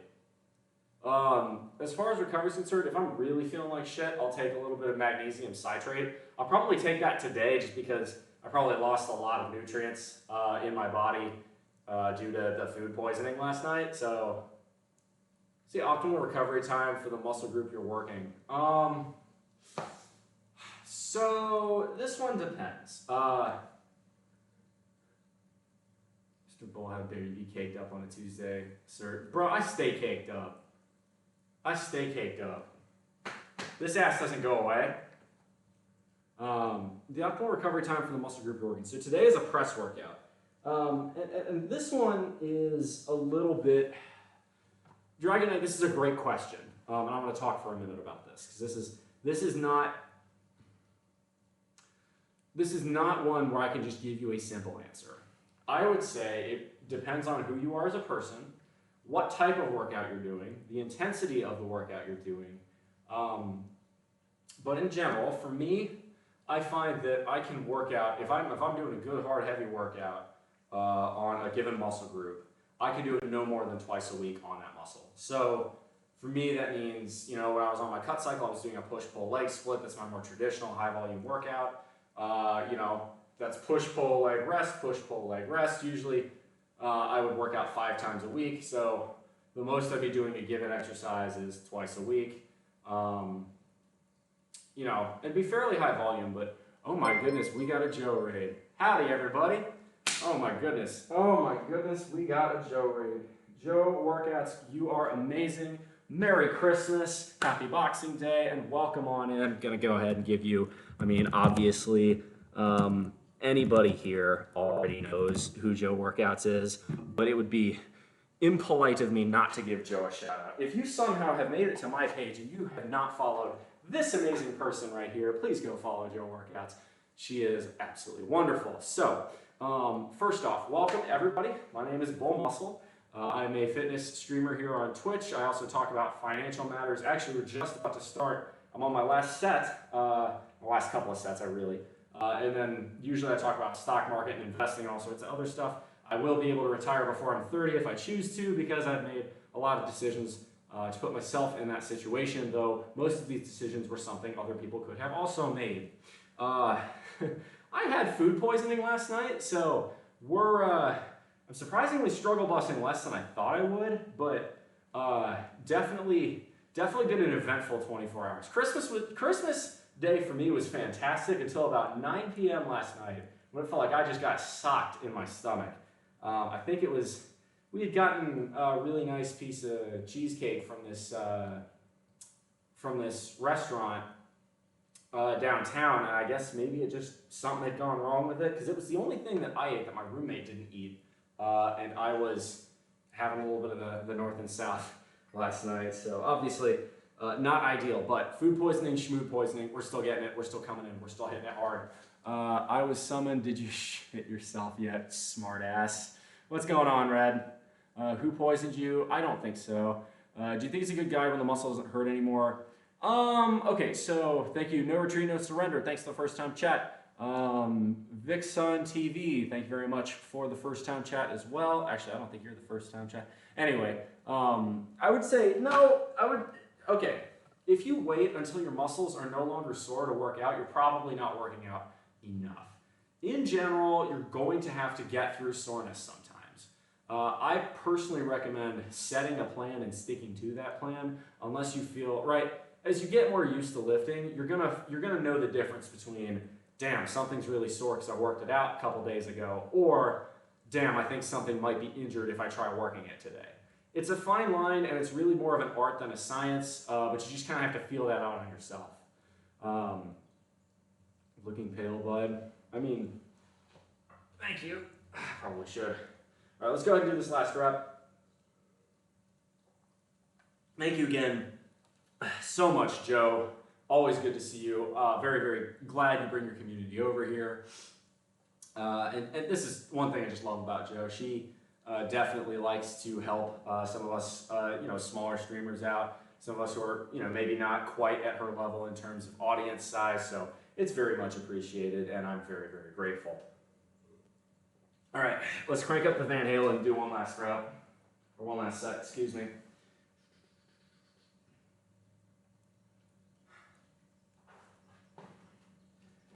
But yeah, food poisoning ain't gonna stop me. Although, if we're gonna make this joke, let's go ahead and play Source of Infection by Van Halen, because, I mean, well, yeah.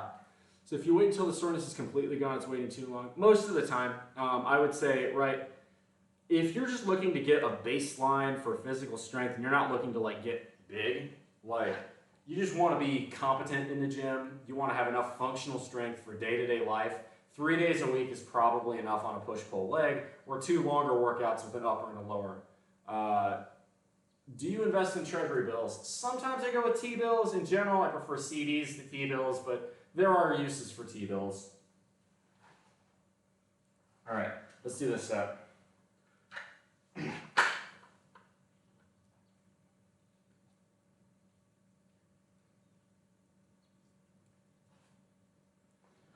There we go.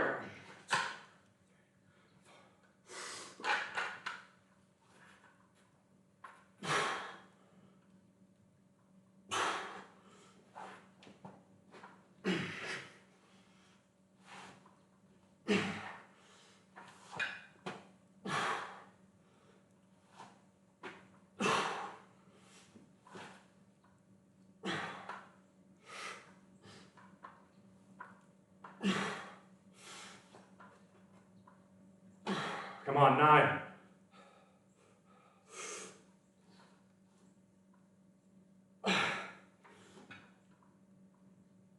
It's 12. All right, superset, superset.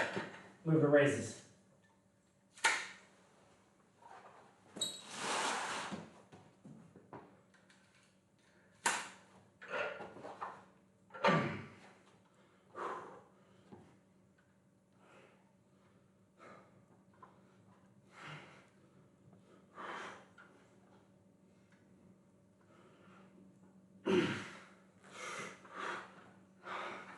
Come on.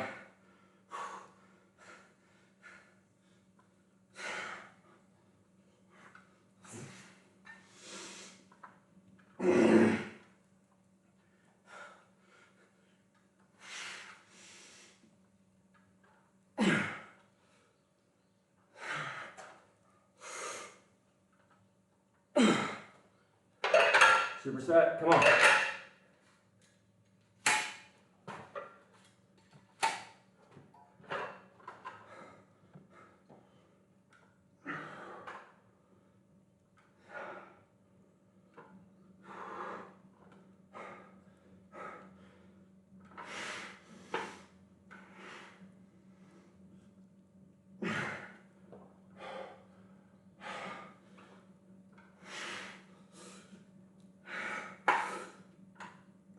Come on.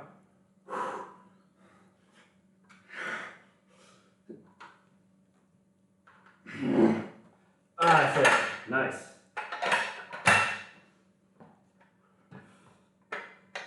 It is extremely humid here. It's about 65 degrees, but it is raining pretty hard outside, and as a result, I'm sweating like a greased pig.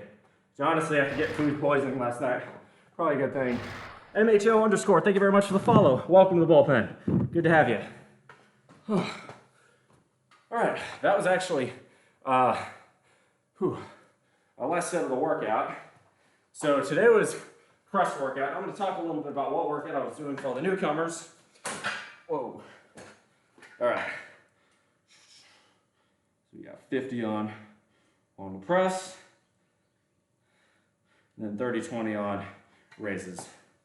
So, put that back there, turn off the Van Halen, and we'll get to talking.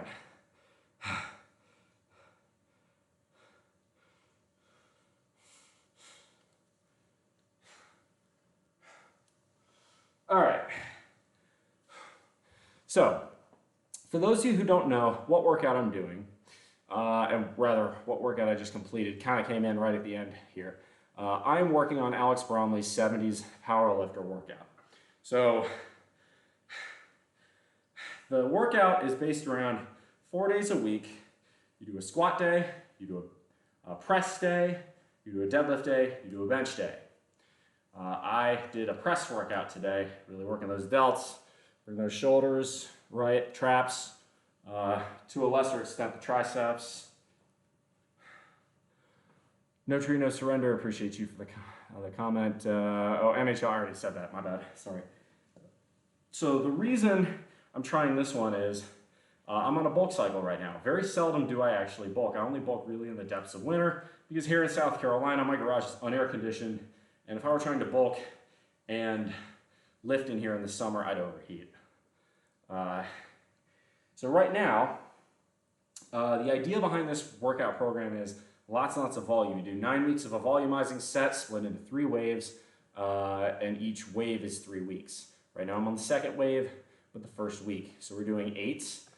Today was 3x8 for press, and then wide grip, behind the neck press, and then you do a bunch of bodybuilding stuff, which for the second wave is 12s. So that's why we're doing, right, 12s here, right? So that was the general idea behind today's workout. Next week, it'll be 5s and 10s. And then, or not next week, sorry, next wave, we have 2 more weeks. You go, first workout of the wave is 3 sets for your compound movements. Then it's 4 sets, then it's 5 sets. So you go 7 sets of a workout or of a given muscle in one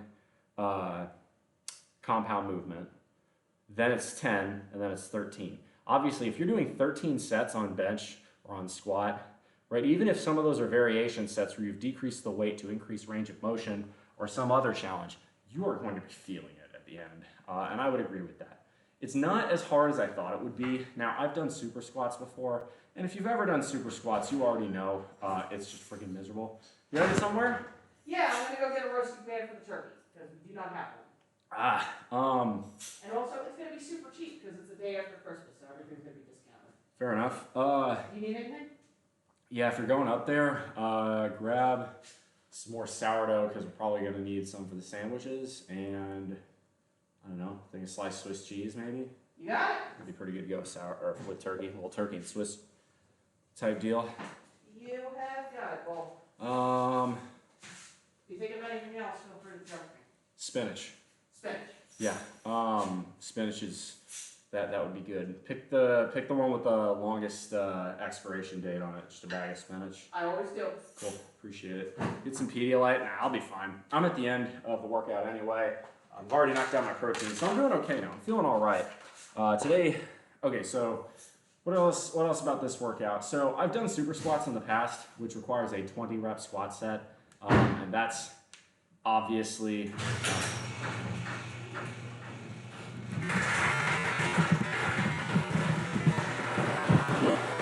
we're going to shame you for this. Deciding to interrupt the workout. Go on now, get it. Hi, Dad. That's all right. Go on now. I'm going. I just like to screw with her. She's fine.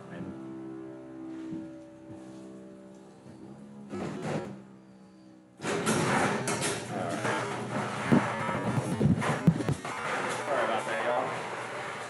Hello. Why did you say you're a nuclear engineer and a mechanical engineer? Thanks for the first time, too.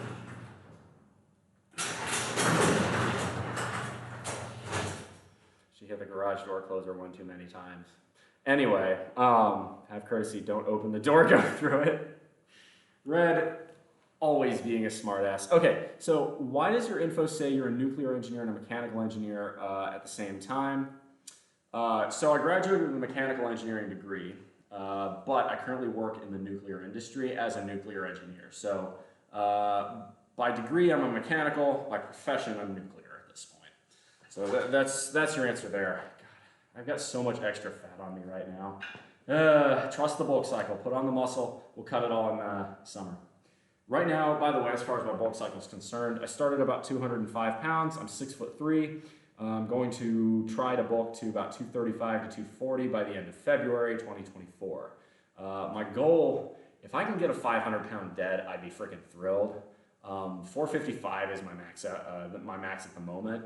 I think I've got more room to climb on that one. I'd like to see my squat rise. My bench has kind of been disappointing, so definitely want to work on that. Yo, Plus Ultra Eddie. Hey, thanks for dropping a little something in, just a little comment in my Discord. I appreciate that. That's a lot of weight in a short amount of time. It is, and it's not going to be, right. Well, I wouldn't say it's that. I wouldn't say it's that much. It's right, 30 to 35 pounds in November, December, January, February, 4 months. That's not that bad.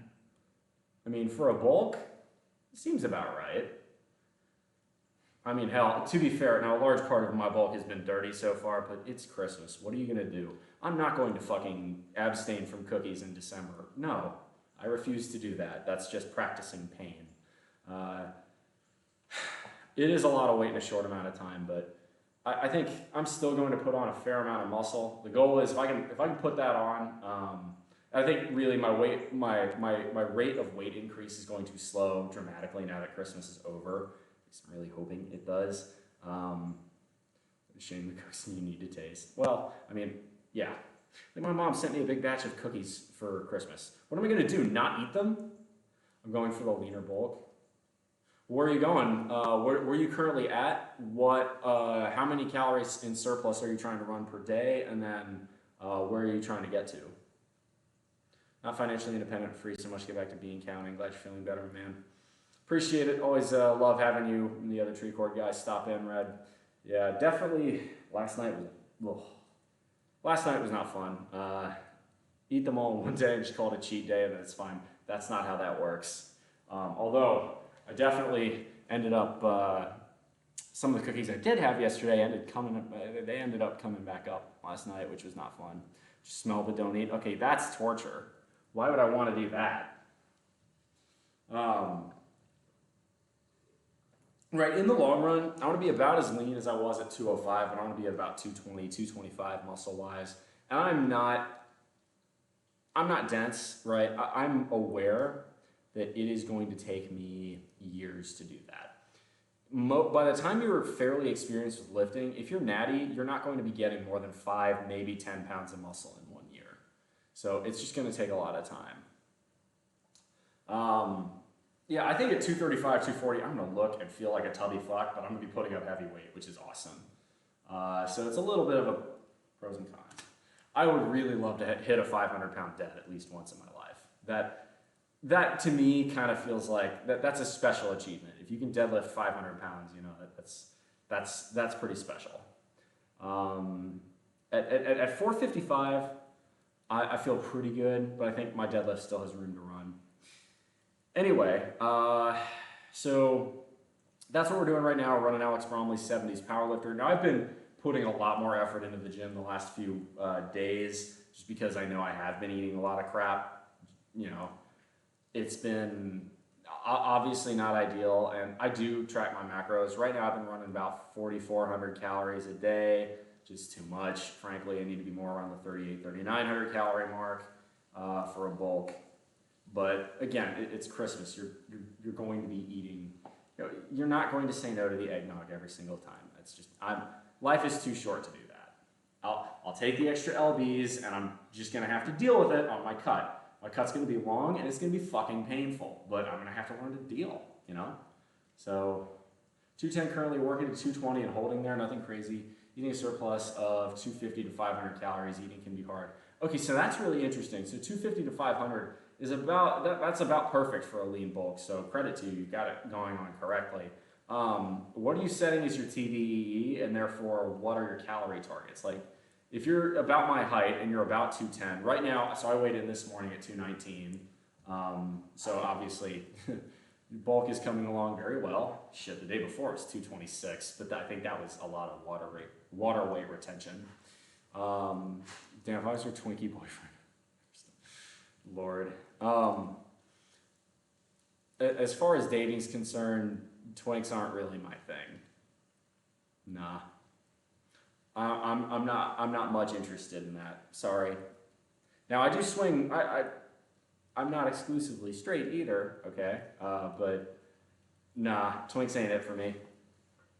I ate only broccolis and now I'm very weak. Well, yeah, you need protein in your diet, and if you don't put protein in your diet, you're not going to retain much in the way of muscle. But so plus Ultra Eddie, I'm guessing your target, if it's 250 to 500, your target every day is somewhere around 36, 3,700? A little more, a little less? Gonsalves 33, thank you very much.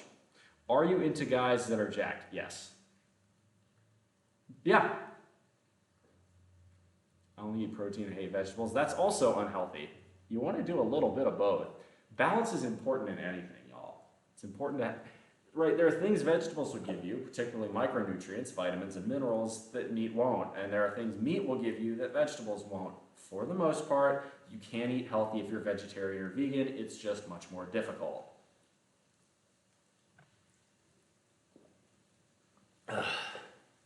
Need a PR today? Good for you, man. Good for you.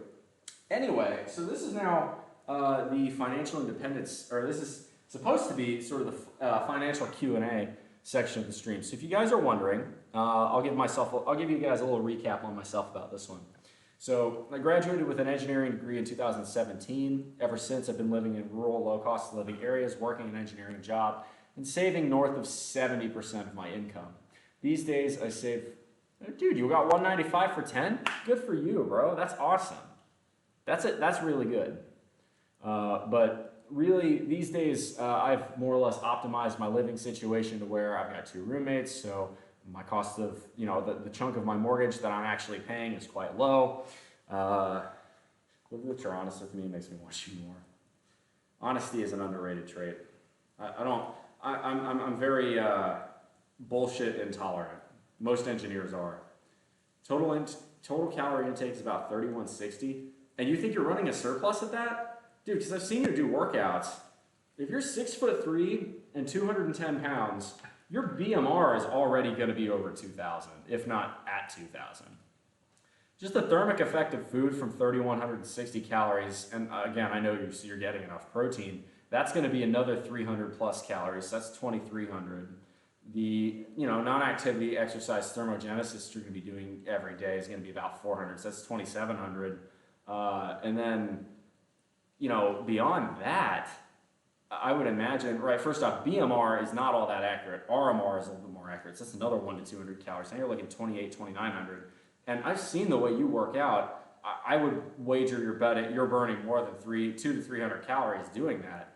I mean, it sounds like it's working for you, so I'm not going to judge because it looks to me like things are going really well for you. But I'm just surprised. 3,160 seems low if you're trying to do a bulk. I would have thought more along the lines of 3,500, 3,600, 3,700. But perhaps I'm overestimating how many calories in a day I'm burning. So this is actually pretty useful feedback. Eris Gamer, once you can bench 400 pounds, that's not necessarily true. So, that's pretty cool. That's pretty good. If you're repping 195 for 10 and you're 165 pounds, that is fantastic. And Ragulon, you should be really proud of that. Good for you. Now, as far as dating preferences are concerned, when it comes to dating, I appreciate people who have similar values in the sense that, right, I spend a large chunk of my time lifting weights. And if I spend a large chunk of my time lifting weights and you're not into keeping yourself in good physical condition, that's going to become a problem. So, if you're obese, I'm probably not interested in dating you. That may seem shallow, but I feel like that's a fairly reasonable expectation to have. So let's see before I go on. It's about 65 in here. It's nice. It's just very, very human. Anyway, so as far as the whole financial independence thing is concerned, I've been saving very diligently pretty much ever since I graduated college. And as a result, I've got maybe about 15 to 20%, not even really, 10 to 15% of the way to go until I'm financially independent. Now, what does financially independent mean? Financially independent means you could live off of your investments without ever needing to work a full-time job again. I am very close to that point. I'm not there yet, but if I stick around here in South Carolina, I'll be there in 2025. Does anyone know how to calculate calories when I'm uncut? My trainer told me I should have daily, but I'm wondering how to calculate that. The Catch McArdle or Harris Benedict formulas are pretty good. You can look at them, just Google calorie estimator or calories burned estimator. And if you find one that, I've got it on my Discord channel, so you may want to look there. But that'd be a good place to start. You can put in your height, your weight, your gender, and it'll give you a formula of basically how many calories in a given day you're going to be eating. It breaks down to 80 grams fat, 210 grams protein. That sounds about right for protein, and 400 grams carbs. The carbs and fat are what I can play with. I agree. But I'm surprised. I feel like I'm surprised you're eating in a consistent surplus with the exercising you do at 3160. I'm very surprised by that. I would have figured it would be a little bit more. But I can't judge. Plus Ultra Eddie's pretty freaking good. By the way, let me give you a shout out.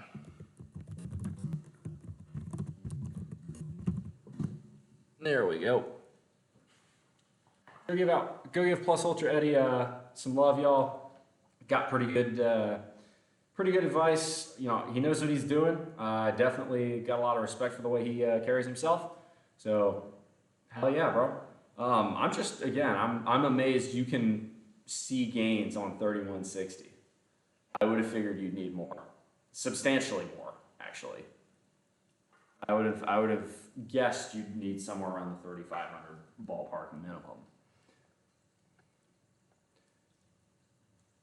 All right, so let's take a look at. Let's talk a little bit more about the whole financial independence thing, right? So, how am I? I'll get out my whiteboard for this. If you guys want to ask questions, I can diagram things. How am I able? Is it possible to retire at 30 without winning the lottery? Well, the answer is yes. And how? It's slow and gradual. Gotta be, dude. I'm amazed. If you're lifting weights, I wouldn't be surprised if you're in a deficit half the time at 3160. If you're putting up heavy work, heavy intensity in the gym, that's surprising to me. But again, you know what you're doing, so I'm not going to judge. Hell, if anything, maybe is an indictment on maybe I'm eating too much, and I probably am. Then again, I know I'll be cleaner. I'll have a much cleaner bulk in January than I will in December. Everybody does. Again, unless you're a total Grinch, you're gonna be eating junk at Christmas time. It's just kind of how things are. So, how is it possible to retire at the age of 30? Well, it's all about your savings rate, right? So, if financial independence is defined as how much money you need to where the amount you can reliably and safely withdraw from investments covers your living expenses, then the function of when can I retire is going to be dependent on a few variables. The first is, obviously, how much money do you have saved? The second, and much more important one, is what is your spending? If you spend $100,000 a year, you will need substantially more to become financially independent than if you spend $50,000 a year. If you spend $50,000 a year, you will need substantially more to become financially independent than if you spend $30,000 a year, and so on. Now, a lot of people will say, "Oh, but you can't live on $30,000 a year. You'd be living in abject poverty at $30,000 a year." Not true. I've had to work really hard to get my spending to $18,000 this year. It's possible. You just have to be a little bit clever with how you work on your lifestyle. You have to design your lifestyle to be efficient. I think you need to be on OnlyFans to get on financial independence sooner. So a lot of people ask me, why don't you have a whole lot of social media? Why is it just Twitch and Discord? And the biggest reason is because of my day job. For those of you who don't know, the nuclear industry, in particular my section of the nuclear industry, means the government has an interest in knowing what I get up to. And as such, it's probably not a good idea for me to be doing OnlyFans.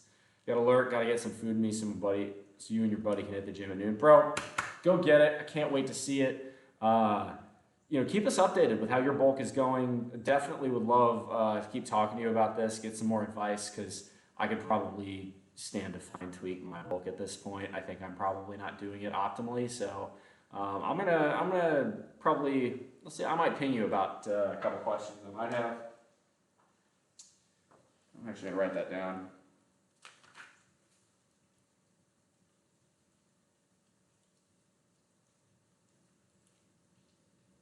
Oh, by the way, I strongly recommend a pen and paper kind of journal for working out and for working out, for counting your calories, and also for writing down your day's thoughts. Oh my gosh, Jacob Lyle! Wow, holy moly, we got 2 raids in one day. Welcome on in, everybody. Welcome on in, Jacob Lyle, my man. You get me back for the raids I was sending you the other day. How are you doing? That is fantastic. Let me go ahead and give Jacob Lyle a shout out here. God, Twitch fitness community coming in big here. Shout out Jacob Lyle. It's difficult to explain OnlyFans to the FBI with a background check. Yeah. OPM, again, kind of a little bit different. Yo, we got a bunch of new raiders, bunch of new first-time chats. Welcome on in, y'all. Please, if you haven't given Jacob Lyle a follow, Blood's really pretty talented. He's got a garage gym kind of like mine here, except I think the workout stuff is a little bit nicer, but otherwise, welcome on in, everybody. So for those of you who don't know, my name is BullMuscle. I do weightlifting streams, I do diet advice, fitness advice, and I do financial advice as well, just because it's a fun sort of side hobby for me. I did a press workout today, so we did lots of shoulder press. I was repping 150, felt pretty good, a lot better than I really should have been feeling, given that I had food poisoning last night and was up until about 2 in the morning clutching the toilet, which was not fun.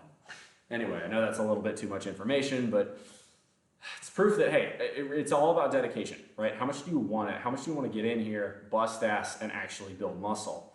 Because if you're feeling like shit, sometimes you gotta slug through it, and you'll find that as you lift, you feel better. Texting with a friend today asked what he could do to have more extra money, and I just replied, have OnlyFans. My reply to that would be, consider spending less instead of trying to make more. In the United States especially, if you are making at least 40, 50 grand a year, which a lot of people are, you're going to find that it's a lot harder to make more money versus spending less money. That's the thing. My dinner for Christmas was really tasty, but I think it did not sit particularly well with my stomach. So, what are you going to do? I'm going to try and fix this lighting just for a minute. I think it's this window, I feel like, is screwing with the lighting to the point where it's not ideal. So we're just gonna turn it this way, see if that helps. So how much do you have to invest to make $30,000 a year? To make $30,000 a year from your investments, so it depends on a couple of things. Was it just you or everyone getting sick? It was just me. That's the thing. And my roommate and I ate almost the exact same thing yesterday, except for dessert. And I had a different dessert, and I think that's what did it. It was a cheesecake. Rapid change in diet does not make a stomach happy. I mean, yesterday was Christmas Day, so I ate too much crap, I think, and that made things worse. But anyway, he eats too much, he's eating his money. So get smarter about spending habits is the true answer. So how much do you want? All right, so if you're making $30,000 a year, so we got $30,000 a year that we want to withdraw from investments. The question is going to be, what percentage rate of return can we expect to get $30,000 in income from investments? So if we have, let's just say $1 million invested, and we're investing it really conservatively, so we're only getting a 3% real rate of return, you will get $30,000 a year on average from that return. Now, the good news is that the S&P 500, which is a fairly common method of investing, it's called index fund investing. Guys like Charlie Munger, Warren Buffett, Jack Bogle, even more modern, sort of financial independence style gurus, guys like Mr. Money Mustache, are a huge fan of investing in stuff like VTI. I think it's FX, IAX. All the basic, what these are called are index funds. Now, index funds usually track a big index, things like the Dow Jones, the S&P 500, the NASDAQ, the Nikkei, the FT. I forget what the acronym is for the German and the European and the British ones, but you get the idea. They track index funds. Now, these index funds, on average, tend to return historically 7% return on investment. So, if you were getting if you put $1 million into index funds, you could expect on average to get roughly $70,000 a year in income from that on average. However, you can't just use 7% as your safe withdrawal rate. There's a difference between your safe withdrawal rate. Wait, Gerpad, I think I already answered that. No, it wasn't just me, but it was just me getting sick. You can make 5% with T-bills. Vixon, this is true to an extent. You can get 5% right now, but as recently as 1 or 2 years ago, you couldn't even get 3%. So T-bills at 5% are certainly a much more appealing way to get a more sustainable income. But the other thing is, if inflation rises, well, now you're screwed getting only 5%, whereas you might be getting a better return elsewhere. So STOXX, the German one, okay. I didn't know that was what it was. Anyway, so at least with the S&P 500, historically, you've gotten 7% real rate of return. So that's 7% after inflation. Before inflation, inflation has historically averaged about 3%. So before inflation, you can expect closer to 10%. We've got another follow. Hearthstoner, thank you very much for the follow. Welcome on in. I think you were one of Mr. Lyle's raiders, so thank you. As far as safe withdrawal rates is concerned, so a lot of people have done studies about this. So, okay, let's go ahead and assume for a minute that we're getting thanks for the lurk, Robisco. Let's assume for a second that we're getting 7% historically on it. We're getting the historical average from VTSAX or VTI or any index fund like that. The question is then, how do we mitigate against sequence of return risk, right? Because it's all fine and good to say, well, I'm getting 7%, therefore I can withdraw 7%, except for, let's say you were saying that and withdrawing in 1929. That's not going to work very well, now is it? Obviously not. Unfortunately, volatility in the marketplace creates things like recessions, and financial panics, and crashes, and these crashes lower the average of the safe withdrawal rate. Long story short, the minimum withdrawal rate that has been found to work for a 30-year retirement fund for 95% of the time is roughly 4%. So it's called the 4% rule. In other words, what percentage of my invested income can I use to assume, okay, I can reliably withdraw this much? And I think 4% is a pretty good answer. Now, this is assuming a few things, right?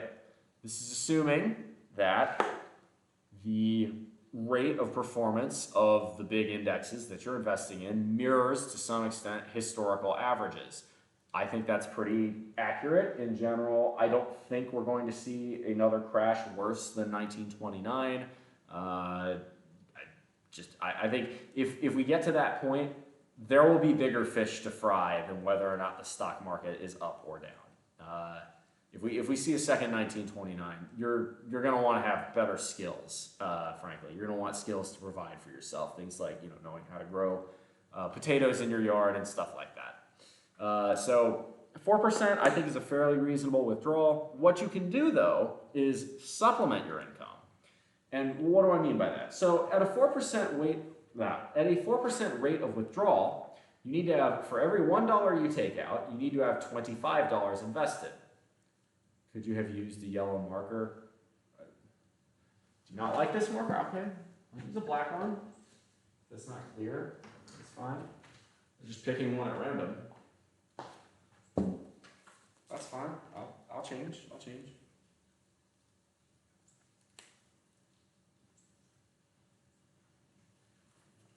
A little bit clearer? Okay, so as far as a God, I completely lost my train of thought. Oh, okay. So for every $1 you want to spend to be financially independent, you need to have $25 saved. So let's go ahead and say, I'm always too difficult. You're quick. That's all good. So if we have $1 that we want to spend, we need to have $25 saved to reliably withdraw this from the markets. So let's go ahead and say that you need $20,000 to live on. So if you need $20,000 a year expenses, right? That means you have to multiply that by 25. That's going to be $500,000 invested. Okay? If there's a 1929 type crash, you get a sugar daddy. Yeah, something like that. So, right, $20,000 a year is not a ton of money to live on, but as it turns out, you can do it. In fact, I know because I'm literally doing it right now. My annual expenditures this year will be below $20,000. And I live quite comfortably. I have a 3-bedroom house, I have a car, I do have 2 roommates, and that does ease my cost of housing. But even if I didn't have them, my cost of living might rise to $25,000 a year.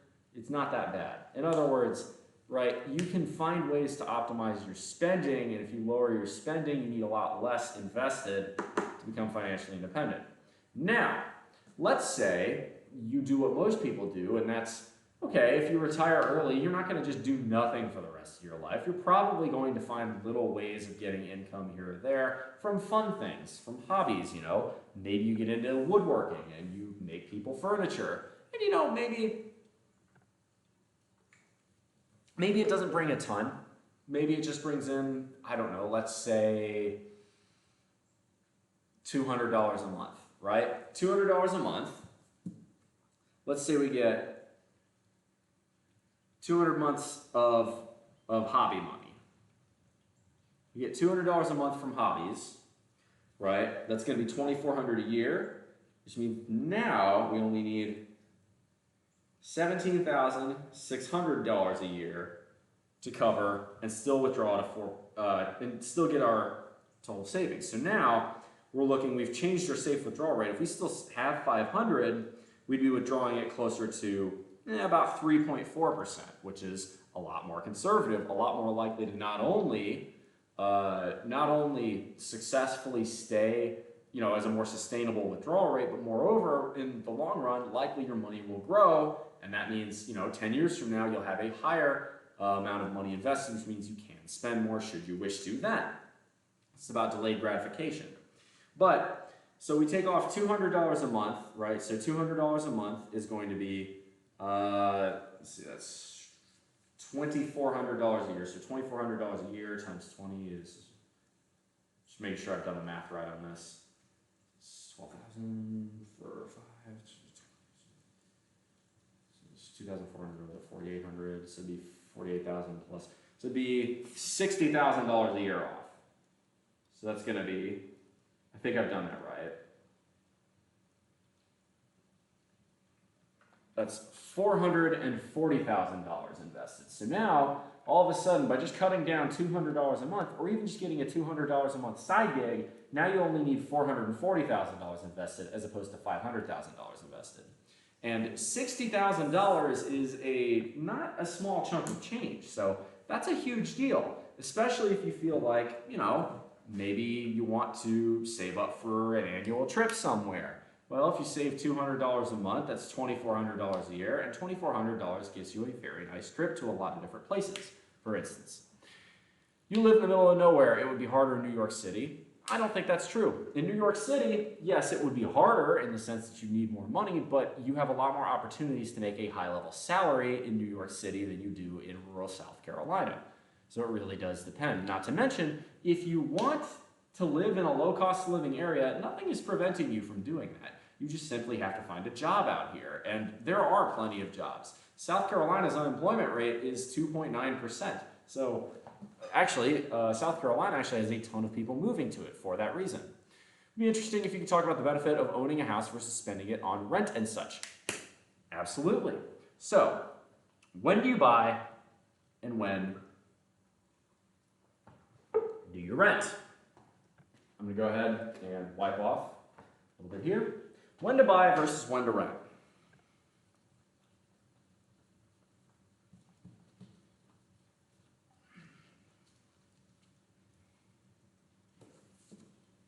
Let's talk about this.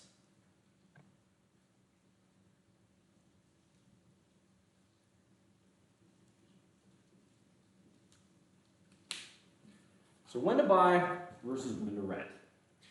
The question is going to come down to return on investment.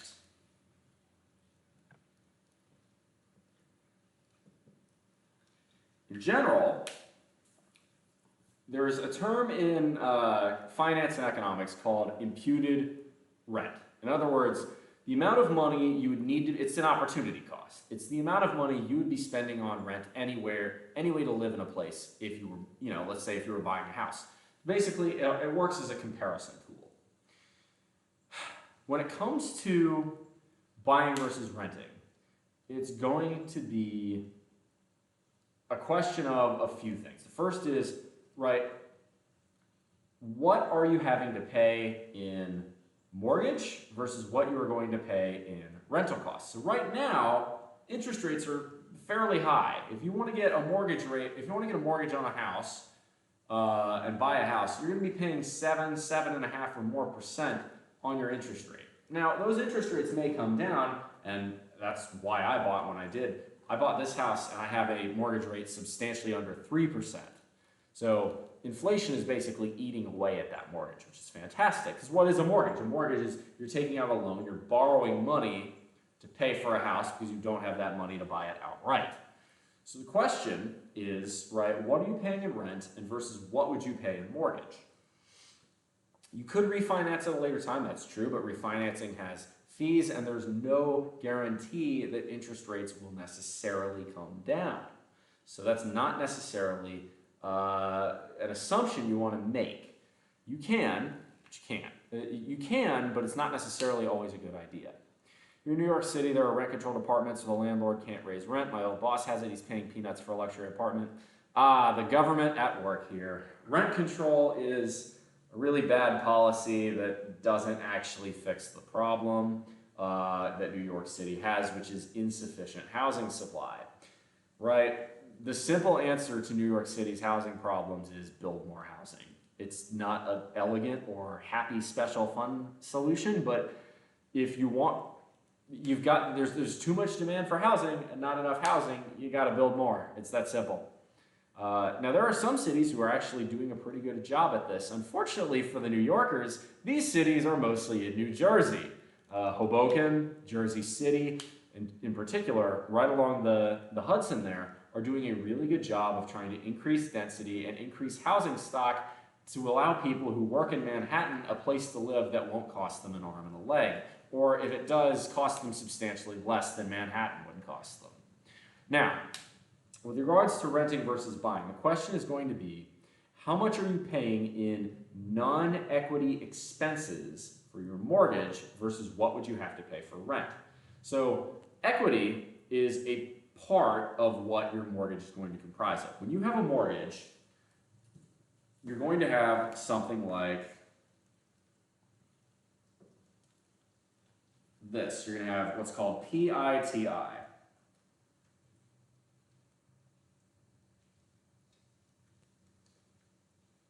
So that's going to be PITI. That stands for, there we go, principal, interest, taxes, and insurance, right? So when you get a loan for a mortgage, you are going to have to pay interest on that loan. The interest rate of the loan is decided upon when you buy the house. And you can refinance, but again, that's assuming interest rates go down, which they may or they may not, and it also depends on your credit rating, which may or may not go up depending on your own choices. There's also the matter of taxes and insurance. You never will have, even when your house is paid off, you are never going to have an effective housing cost of zero. You're going to have to pay property taxes, you're going to have to pay home insurance. Those are two inevitable parts of home ownership.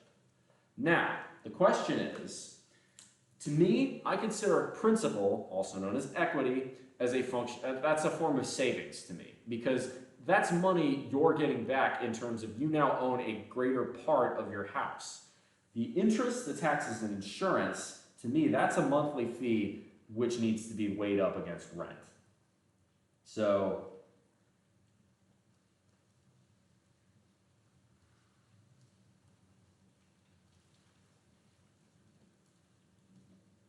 the question is, will the interest, the taxes, and the expense and the insurance on your home be higher than a rental payment?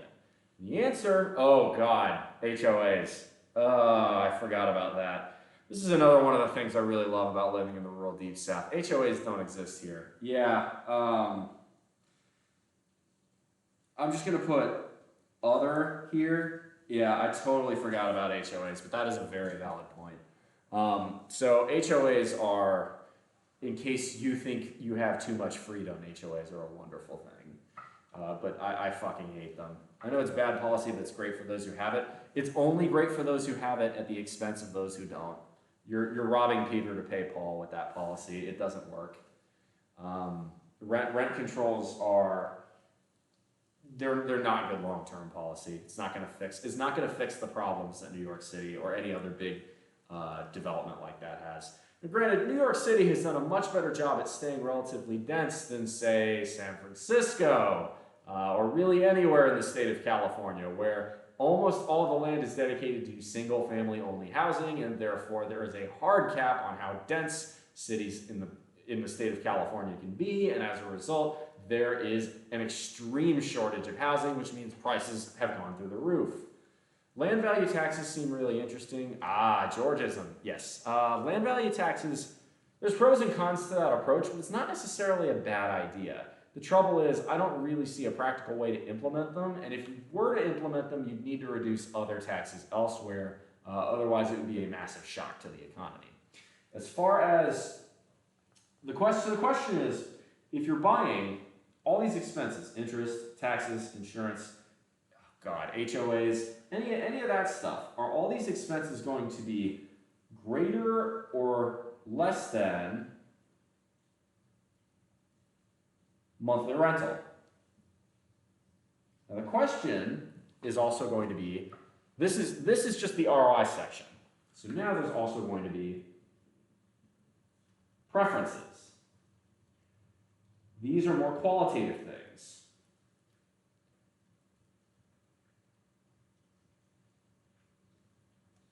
So these are going to be things like security, right? Do you value, being able to be on your own property? Improvements. If you've got a property where you want to, renovate and add new features, well, you're not going to do that on a rental, right? If you want to stay in the same job. So if you've got really high job security, and I'm putting security and job security in two different places, because job security is that you can stay in the same place for 30 years, and some people really like that. We got new follow. John is hiding in the box. All right, well, thanks for hiding in the box, but hitting that follow button while you were in the box. Job security is, okay, how realistic do I think I will be able to continue working at my present place of employment for the next 10 to 20, 30 years? Because if you're buying a mortgage, you're probably going to have one at least 15 years. That's usually the that's usually the bare minimum for what kind of mortgage loan will get approved. Now, sometimes it's 30 years. And if you're paying 30 years on your mortgage, a lot more of the chunk of monthly payments is going to be taxes, it's going to be expenses. Or not taxes, sorry, interest, taxes, insurance, and other. That's all going to be expenses. Now, if you've got a 15-year loan, a lot more of that's going to be principal, which means if you can afford a 15-year loan, especially if the interest rate is fairly low, probably a pretty decent idea. But the question is, if you've got job security, right? If you know you're going to be able to continue working at your current place of employment for the next 10 years, and therefore you don't really feel like moving anywhere, probably makes a little bit more sense to buy. If, however, you think you're going to be, moving to a different job or a different place in a year or two, you probably want the flexibility of renting. Typically, renting will be more expensive than any of these expenses combined. Not always, but typically. So, wonder if we're in for multi-generational mortgages like they have in Japan. Oh my God, that'd be freaking funny. Should we change our thing to just chatting? If you're buying a 100-year mortgage, that's not a good idea. Don't do that. That's all you're doing is making more of your monthly, a higher and higher percentage of your monthly payment interest, which is effectively the longer your mortgage gets, the closer it becomes to a permanent rental situation where you're more or less renting your house and you're also responsible for all of the maintenance, which is another good part of other. Maintenance. Generally speaking, if you're renting, you don't have to worry about maintenance. If your heater or your toilets fuck up, in general, the landlord has to fix that. Not always, these are generalizations, but if you own your house, that's on you. You gotta fix that shit. And I hate how interest works for home loans. They make you pay the interest balance first. Well, yeah, because they're loaning you the money first. I think that's perfectly rational. It's what makes sense. For me, because I chose a 15-year loan, I was able to get it at a very low interest rate. Even at my first monthly payment, I was still paying more than 60% of it as principal. Right now, I think my total mortgage payment is somewhere around $900 a month. Sorry, New Yorkers. Yeah. Just gonna go ahead and sit here and whistle Dixie for a moment. But it's about $900 a month. My principal of that is about $550. So, yeah. Just feels predatory. Well, that's as may be, but I understand why it works that way because, right, if you're looking to loan out $100,000, $200,000, $400,000, $800,000, that's a lot of money to loan out to one person for 30 years. I understand why they kind of want to, start making money. If you're going to loan out that kind of money, you want a decent rate of return on it. I mean, hell, even this place, wasn't a huge mortgage I had to take out, but still, it's secured against an asset, but that's assuming the asset is an appreciating one, which it may not necessarily be, especially if the tenant or the homeowner does not take care of the property.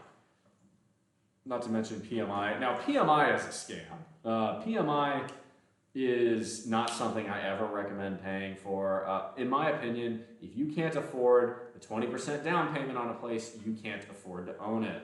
And you'd be better off renting until you can save up a whole down payment. Now, that may be very expensive if you live in a place with very expensive homes. But the question is then, maybe you shouldn't be buying because the trouble is, my opinion on PMI is, if you can't handle a 20% down payment on that home, you'll very likely become what's called house poor. House poor is you have a fairly decent net worth if you count up all of your total assets, but because so much of your net worth is locked up in the value of your home, your net worth is very illiquid. You don't have a whole lot of liquidity.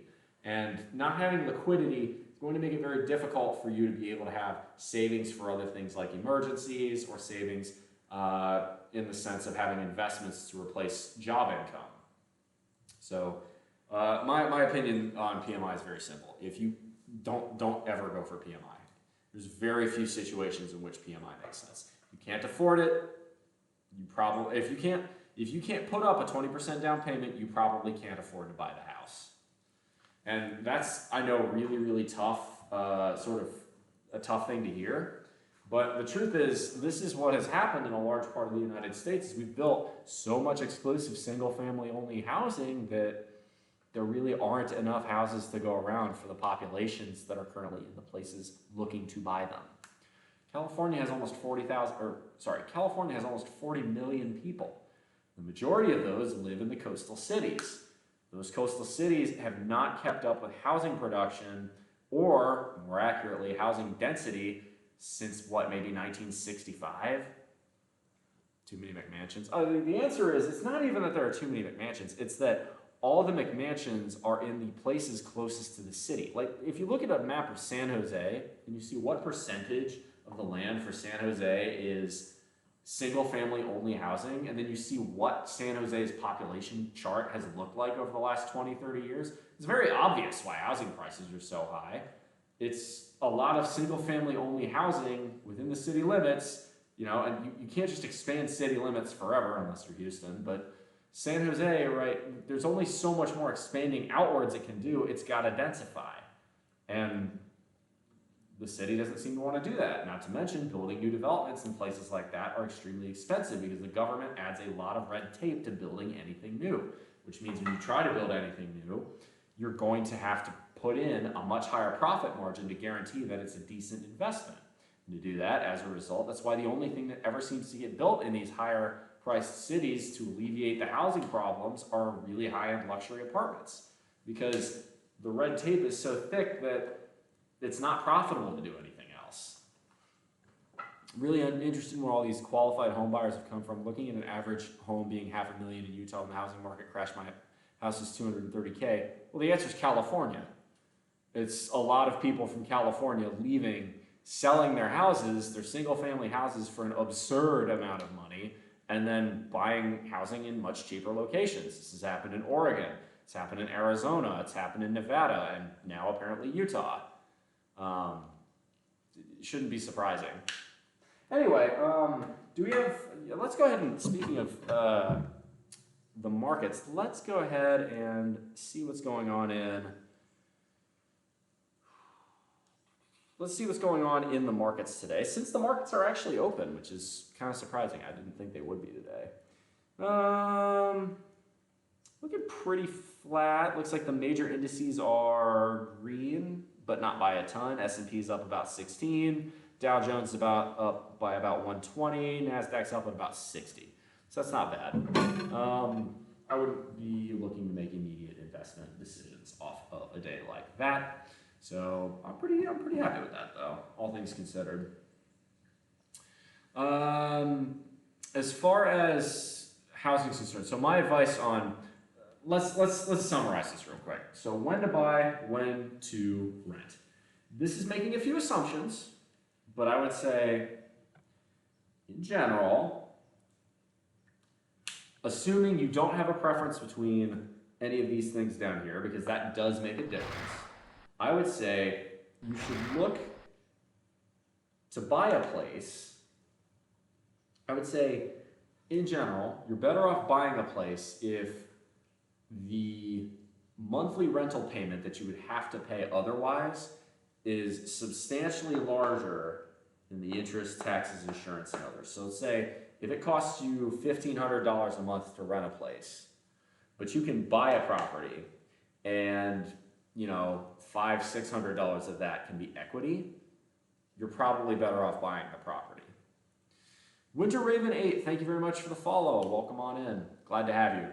That would be my general advice. So if in general, I'm a much bigger fan of renting. I think housing is overrated in terms of investments. And this house has actually been a very good investment. Now, there is one exception to this.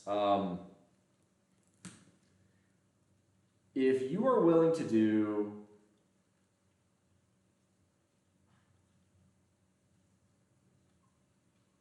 house hacking, a lot of people don't like this term, but if you live in a place with very high housing costs and you still wish to buy a house, one of the best things you can do is tolerate having roommates for a while. Because if you do that, you can afford a much larger place, or perhaps your dream home. Let's say, okay, right, let's say you're in your upper 20s, or maybe you're lower 30s and you're looking to start a family soon.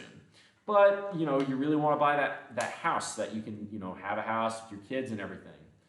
Well, if you are looking to buy that house, you maybe want a family 2-3 years down the road. In those 2 to 3 years, that's the perfect time to have roommates, because those roommates, even if they're only paying, you know, a fraction of the mortgage, that is going to give you a huge help in paying off a lot of that extra at the beginning. So it's I would say a really strong idea, especially if you're choosing to do PMI. Strongly recommend roommates. Utah's now number 6 in cost of a new house. Yikes. I was reading something about Sitting Bull. The old Indian chief, right next to BullMuscle, which makes it doubly funny since I think he did have some very strong bull points. Yes. Yeah, I am sitting, yes. I would only go for a roommate with benefits. I have 2 roommates, and none of those benefits need apply, but it works really well. Okay, here's a good example. So my total mortgage payment is about $900 here. Thanks to my 2 roommates, I'm paying almost nothing in actual housing costs month to month. And that's not even counting the equity section of my mortgage. And first off, before anybody wants to come and say, oh, I'm just a nasty, greedy capitalist, they're getting cheaper rent from me than they would anywhere else around here. Even in very rural South Carolina, they're paying substantially less than $500 a month for rent each. You also need to remember that in buying a house, your home will increase in value over the years. That's not necessarily true. If you buy a house in a city, the cost of the home could double during your mortgage term. That's not necessarily true. It depends. In some places, it's done a whole lot more than that. If you bought a house in Denver 30 years ago, it's worth substantially more than double than it was then. However, if you bought a house in Cleveland 30 years ago, it's probably worth the same, if not even maybe a little less than it was 30 years ago, especially when you adjust for inflation. Property, and that's the other thing, as your house value goes up, your taxes also go up. So you have to be aware of, okay, right, there's a lot of cons to buying a house that I think people sleep on. And I think, to be honest, in my personal preference, I've owned a house now and I've been a tenant renting. I think I prefer renting in general. But if you live in large chunks of the Midwest, you have not seen the same house appreciation that if you lived in California or Colorado or even Texas or even much of the Deep South. So, if you're, I think the idea, right, that housing is 100% of the time a great investment, real estate is always this wonderful, fantastic investment, I think it's bullshit. I think some of the time it can be a very sound investment. Other times it's a horrendous investment. I would not be looking to buy housing in Silicon Valley right now.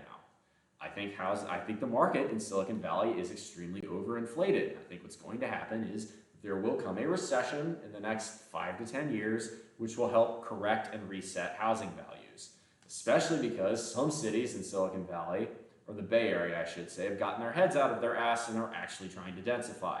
Credit to Emeryville, California on this one. Other cities, San Jose, Palo Alto, San Francisco, need a firmer kick in the ass to help densify. Renting is respectable. I just meant you really come across someone with mechanical engineering career, spends time investing in other fields of study or work. I mean, normally I spend my time lifting weights and, just kind of being a himbo in here, but I also talk about finances, and this is one of the rare times I'm also streaming where the market is also live, so it's kind of a fun thing to talk about.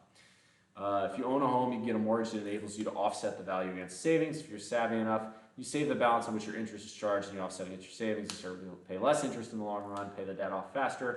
So D4, I have a 15-year loan. That's effectively what I'm doing. The chunk of my mortgage payment that is low interest, interest is a lot lower than most people's. But I deliberately bought a home that was of reasonable size in a much more lower cost of living area.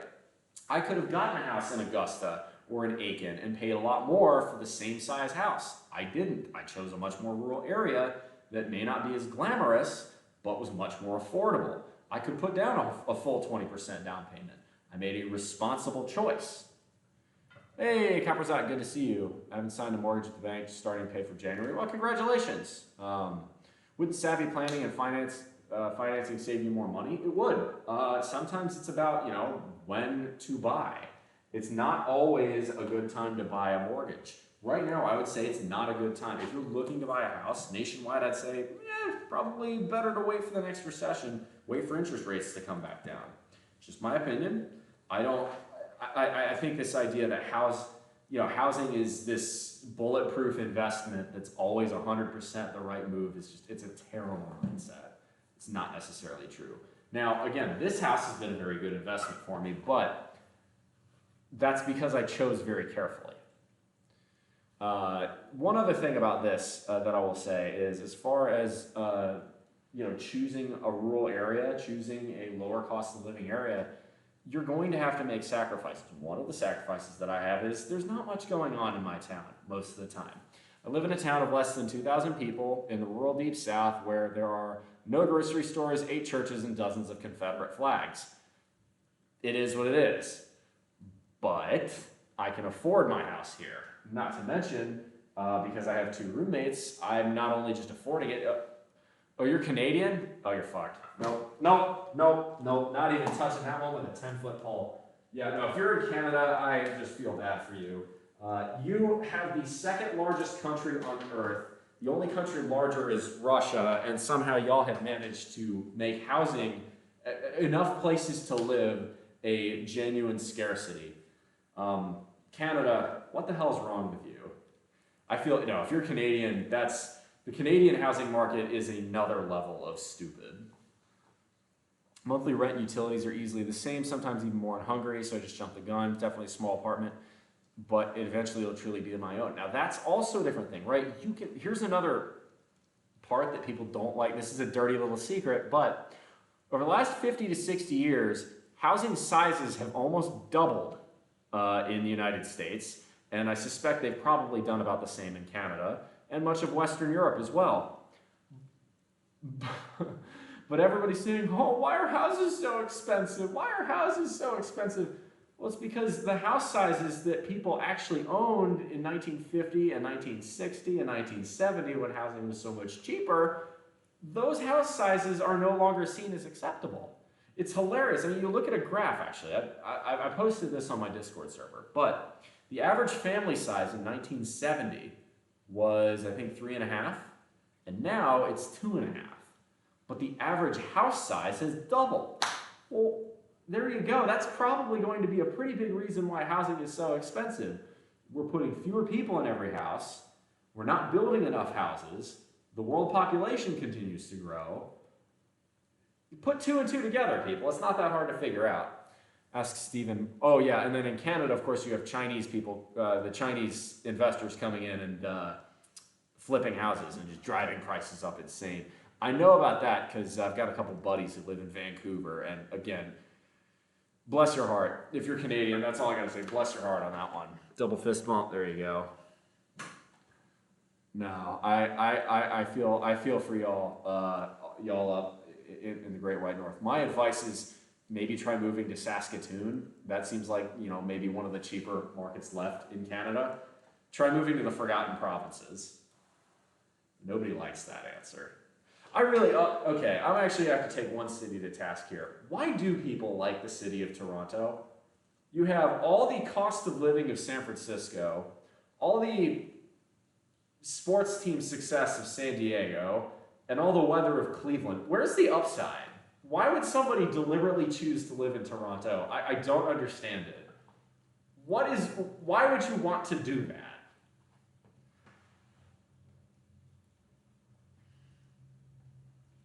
I mean, shit. If I really had to live in Ontario, I mean, shit, I'd sooner live in Hamilton. I mean, if you really want to be close to the United States, just move to the Golden Horseshoe there, Why the fuck would anyone want to live in Toronto at this point? I mean, the housing market there is, it almost defies belief on how insane it is. Which is even funnier because Tom Wilson still lives rent-free there.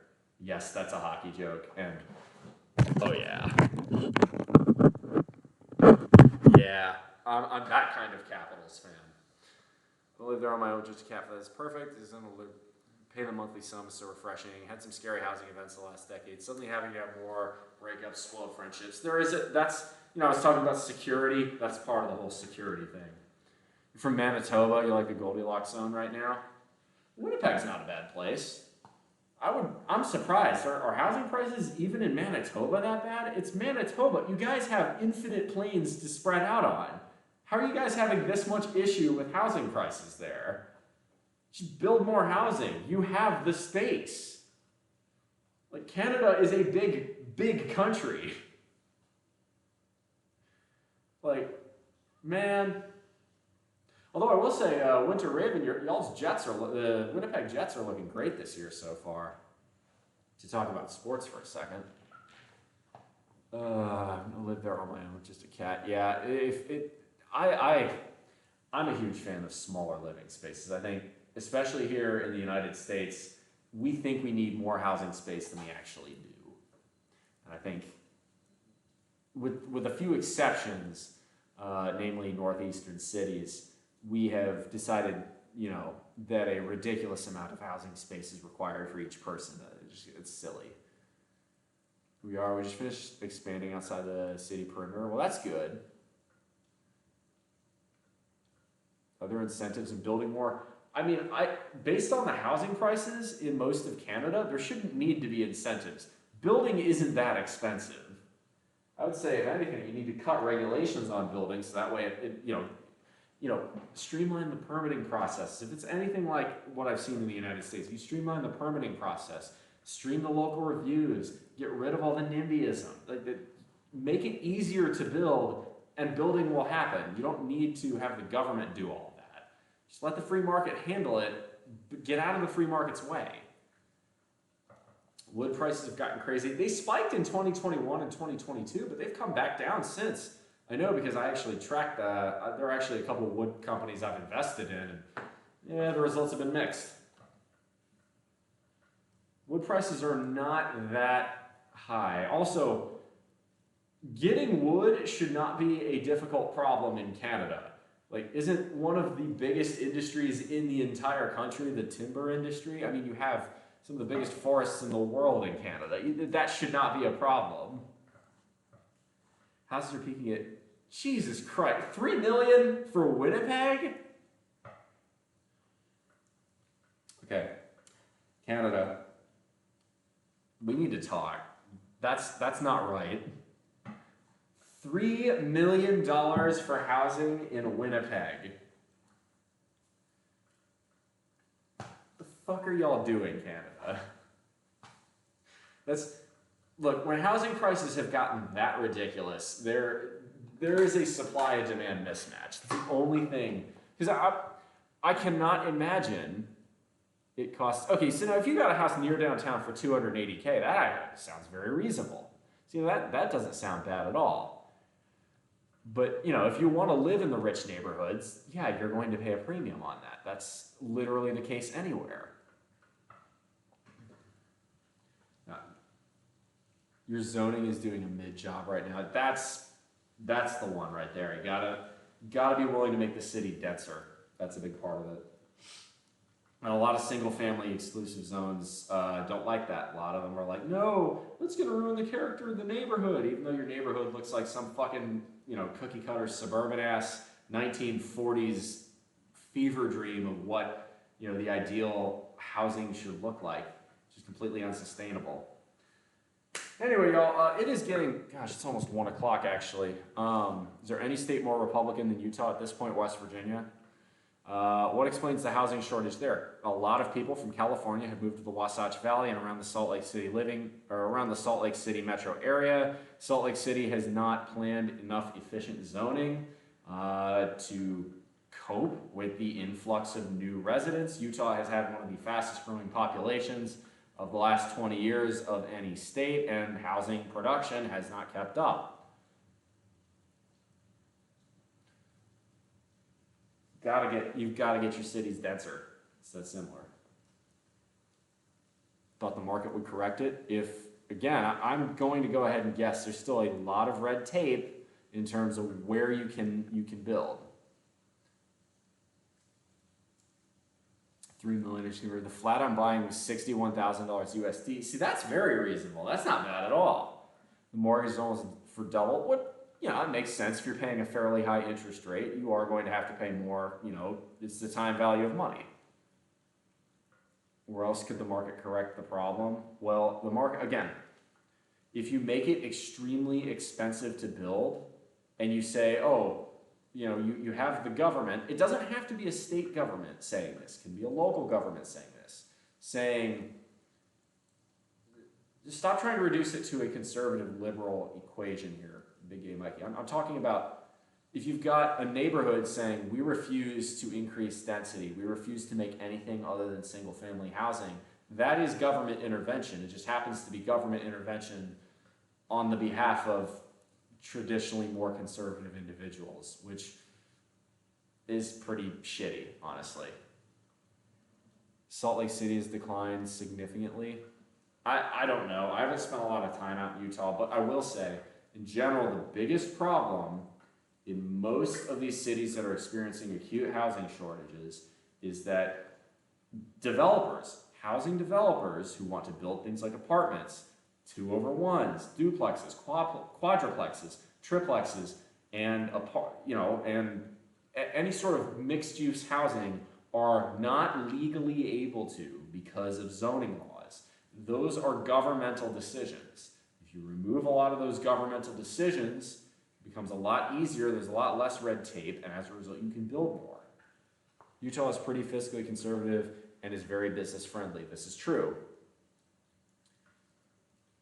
Utah is, in general, pretty conservative, but I'm guessing what is happening is a lot of probably wealthy individuals in the wealthier neighborhoods that would be perfect to develop into more denser housing because they're built closer to the downtown core of Salt Lake City have refused to allow more dense housing, which is, that's the government telling businesses what they can and can't do.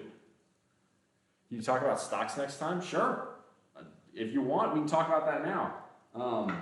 I probably don't plan on streaming a lot longer, but if you've got certain questions on, you know, what I'm investing in, what I think is a good idea to invest in, by all means, this is the time to ask.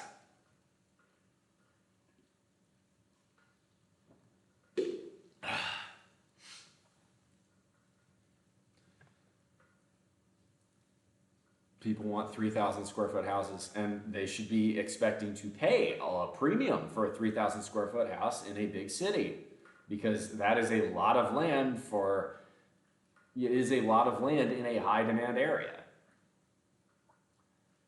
Second one of what? See, assigned an 8% fixed rate for the entirety of the mortgage. Obviously, a few years later, if you get a better deal, if Hungary having the highest inflation for a long while, not putting trust in the corrupted finances of Eastern and Central Europe. Can't blame you for that one. That's understandable. Let me have my secure fixed payments. They'll be worth less later on. But that's the market feeding a demand that causes this issue. Right, okay. But this is about making decisions, right? If you want to pay less in housing, maybe consider buying less housing. Instead of buying a ridiculous 3,000 square foot McMansion, maybe look at a 1,200 square foot ranch, or better still, an apartment. If you can't afford a massive house, don't buy a massive house. If people want the sprawling suburbia, that's all fine and well, but you can have that, right? You can have expanding out into, oblivion for suburban sprawl. But what you can't have is those same suburbanites preventing denser building in the urban core of the city, which is what often happens. You have people who are supposedly free market and supposedly anti-government intervention, making the government intervene on behalf of not building denser housing downtown. What do you think are good investments? I'm not a huge fan of crypto. I do have a little bit of a little bit of Coinbase stock, just because I like having a hedge on crypto. I don't believe in buying any individual crypto, but I do believe enough people are going to continue to use crypto to where a business like Coinbase can be profitable. As far as stocks in general, I'm what's called a boglehead. Boglehead means index investing. That's going to be things like Vanguard, S&P 500 style stock tracking indexes. This is going to be stuff like VTI, like having mid and low caps with VO, VB, a little VXUS for international diversity. Would recommend VNQ for, I think that's high dividend yield, and then VYM for real estate market. I may have those two flipped. If you feel like going the REIT route, REITs. With regards, my opinion, one person should be okay with 30 to 50 square meters. Maybe I'm just European. I actually think that's very, very reasonable, Caprazat. So my house is about 100 square meters, give or take, but there are 3 people living in it. So that averages out to about 33 square meters, which is about what you're saying. If I lived in this house alone, it would be way too much space for me. As far as other good investments, mostly, again, the majority of my invested money is going to be in the space of broad-based index funds. Time in the market is better than timing the market. In general, over time, the global productivity of the economy increases, and as it increases, the stock market goes up. Okin Goo, thank you very much for the follow. Welcome on in. Good to have you. Good to have you. We're going to go ahead and switch to just chatting, because you're right, we are just talking. At this point, we're not really talking about fitness and health. Although, if anybody has fitness and health related questions, we can do that. Just chatting. There we go. Investment in mid stocks then. So I'm talking indexes here, right? Not just individual stocks. I'm a huge fan of Vanguard personally. I think Vanguard's really a sound way to do it. I would go with, like, if you're looking for me, I prefer indexes over individual stocks, but if you're looking for individual stocks, you could go with different sectors of indexes instead. Here's a really good one. One I have is VDE. VDE is for, it's a Vanguard allocated fund for the energy industry. So it's going to be oil, gas, but also nuclear, wind, solar, stuff like that. Investment in the mid stocks then. Now, if you want stocks that are going to be stable, right, you're probably going to trade some return on investment for that, right? The small cap stocks or the growth stocks are going to be the ones that, those are going to be your home runs. Those would be your 10 baggers in 10 years. But the ones with more stability are the ones that are more likely to pay a higher dividend. Stocks that pay a higher dividend are going to be the ones that give you fairly reliable income. So really definitely depends. Apartment we have in the countryside we grew up about. My mom's about 65 meters square, but it kind of checks out. Yeah, exactly. The average American isn't a good rational decision maker, and the market feeds on that psychology. That's true, but my response to that is get good, average American. That's a skill issue, if you ask me. That's part of why I run this channel, try and help people make good decisions. Dividend stocks can definitely be a good option. I like a few dividend producers. Vanguard, okay, so Vanguard is a brokerage. Vanguard has a lot of funds that they offer. If you want Winter Raven, I strongly recommend, if you want a little more on detail that you can write down, I recommend checking my Discord out. And if you'll excuse me for a second, I gotta take a massive break. We'll wrap up in just a second. You just want to know, y'all. Excuse me.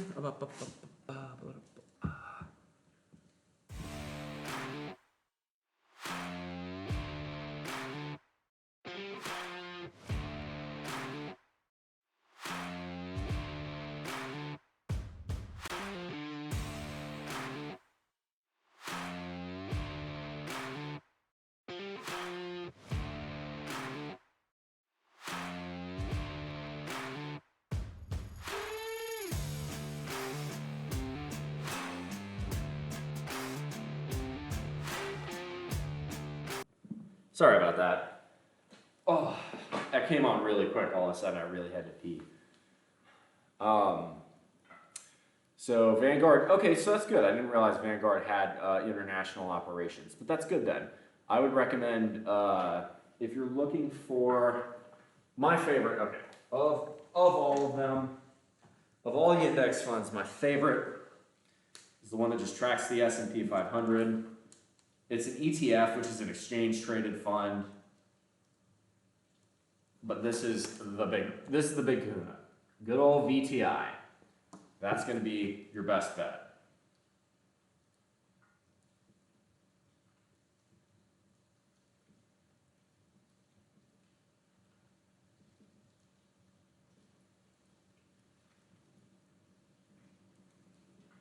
Let's see here. We'll talk about VBs here.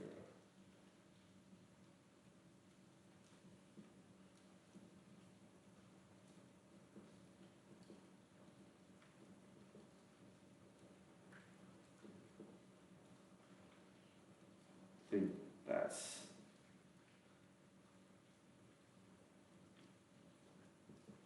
there we go. Okay, so I'll break it down. Couple other funds here. We've got small and mid caps is VOVB. International is going to be VXUS. Real estate's going to be VNQ. VYM is dividend. I think I may have those switched. I forget which. And then VD is energy. Market will never correct problems. And if its sole purpose is solely revenue generation extraction, it'll never solve the problem no matter how much we deregulate things. I've been holding out and investing because I never got into the different ways to go about doing this. This is good info. Okay, Winter Raven, I strongly recommend checking out my Discord. I can give you even better information there. There's loads and loads of good stuff I have pinned in the Discord that I strongly recommend checking out. Yeah, so Vanguard itself, it's a brokerage. There's lots of different funds they offer. This is by no means an exhaustive list, but this is generally where, okay, I'll put it this way. Of my invested net worth, this is probably about 90% is all these boring Vanguard funds. Now the other 10% is my fund money. So that's where I do, let's see, Ganda Corte de Cabello, it's talking about my hair.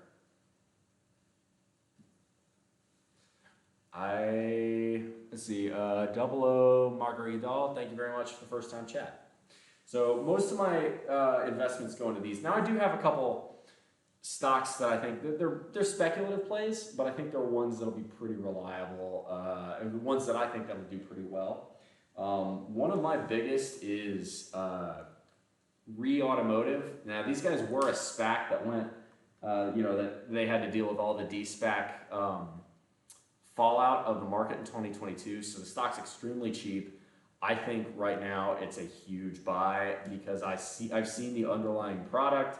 I think it's going to be really good. I think there is a huge space in the market for them to introduce the product and be successful with. So I'm going to put others up here.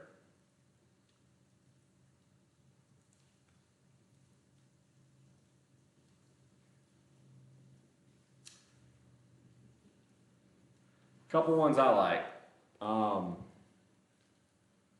So these are probably my three other plays that I'm the most invested in right now. I have a little bit of Coinbase as well. That's my home run play. I think it's a stock that's worth maybe $5-6 a share right now. I think in a couple of years it could be easily worth $100 a share, if not more. That's obviously a higher risk play. It's a bit of a gamble, and if things don't go well for them, that stock could be worthless in 2 years, like zero. Yeah, I had food poisoning. I was fine. Yeah, SoFi's not a bad stock.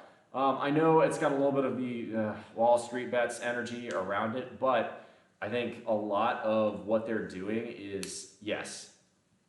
Okay, so let's talk about these. SoFi, the first one is, SoFi, to talk about this is a company that is working on getting a more life cycle minded approach to financing.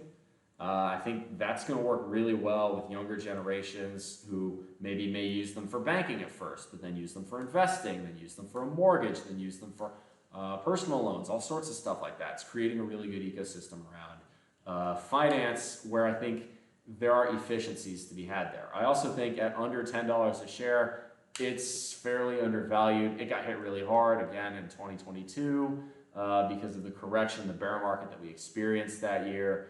I think under $10, it's a buy. Under $8, it's a strong buy. I think you could see it at $15 in 1 to 2 years. Above 15, I'd probably sell. So I'll talk about RE a little bit, okay? And I have a large chunk of my money in this one. This is 100% a high risk stock, okay? To me, I only have this much. I only have a good chunk of my play money in RE because I believe in the underlying product. So what they do, they're an Israeli-based company that what they have done is created a integrated hub for. You really think I'm not okay? Look, I get the ticker is obviously an easy meme, although you could argue that's a bullish catalyst in and of itself because if Wall Street bets get a hold of that, there's no fucking telling where it goes. But listen, real talk. So RE Automotive, you can look them up. What they have is they have something called the RE Corner. The RE Corner is an integrated suspension and powertrain module that is all within the wheel well of a van. So the idea, right, the idea is, what if we took all the drivetrain components of like a cargo van, a package van, and put it all in the suspension corners, right, all in the wheel wells?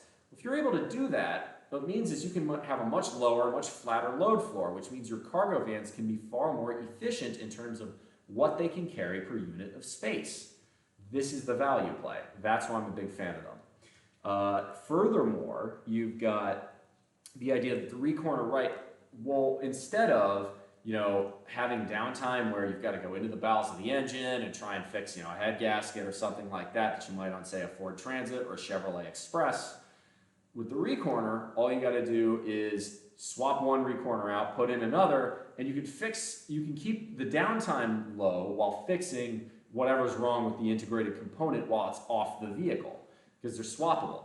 The other cool thing about RE is that they've patented drive-by-wire and steer-by-wire, and no other company in the automotive space, not even Tesla, has been able to do that. So they've got patents on those. That's a huge deal. And really all they're targeting right now is $1 billion in cumulative sales from 2024 to 2026. They've already got $40 million worth of book orders. I think that is going to be increasing a lot over the coming years. I think you're going to see it. I think 1 billion is pretty conservative, if I'm honest. Not to mention, they will be based on this more modular approach to building the vehicles. RE will be break even by 2024 off of their first batch. In other words, their finances are sound. They have $100 million in cash for startup of production. I think they're going to be. I think this will be a big name. As long as if you continue to see more sales deals, you know, this is sitting at $5 a share, $6 a share right now.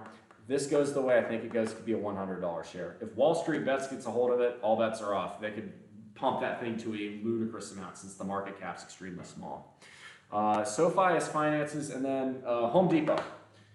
On this one, it's very simple, right? We were talking about housing shortages. Well, housing shortages will be, if you've got housing shortages, that means there's going to be a demand for new housing supply. There's a demand for new housing supply, and there's also demand for things like what's happening in Los Angeles I've seen recently. LA County finally has made it okay for single-family homeowners to build little cottages in their backyards. Well, that's going to increase density, but how are you going to build a cottage? Well, you're going to want building materials. Who sells building materials? Home Depot. That one, to me, is a very easy winner. It's already trended up. I sold most of my stuff around $350 on Home Depot. If you see Home Depot back around the $300 mark, buy. I think it's a really good stock. You can get really good dividends off of it as well. So those are my three big plays that I recommend at the moment. So that's RE Automotive, SoFi Technologies, and Home Depot. Because America is a nation of lawyers. Yeah, this is true. This is not financial advice. I mean, look, if you're coming to a Twitch page where, you know, it's normally a dude who just lifts weights and, you know, kind of looks like a himbo. If you're coming to me for financial advice, I mean, you get what you pay for, right? I think I've done pretty well for myself. I think my track record speaks pretty well, but No, I'm not, you know, an official fiduciary or anything ridiculous like that. You might want to add a space between information contained there. Trust the engineer brain. Well, I appreciate that. I'm going to go ahead and wipe this off, and I think that is about time now for us to look to raid someone. We've been going for a hot minute now. I need to get some more food in me. Try and recover. Yeah, I had food poisoning yesterday, and that was a bitch, but I'm feeling better now. I think I'm going to be all right for the rest of the day. Let's see here.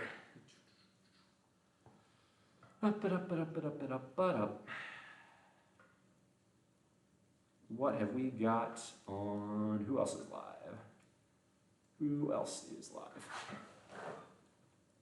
Got Limitless Fitness, got Physico, got Jacob Lyle. Well, Jacob rated us earlier. Let's rate him back. It seems obvious. Let's raid Mr. Jacob Lyle. I think I'm not going to be streaming tomorrow, but I will be streaming on Thursday. That'll probably be a rest day stream.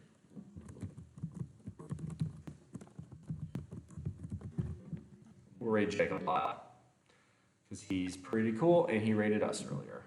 Surprised he's streaming again, to be honest, but he's streaming Battlegrounds, so we'll do that.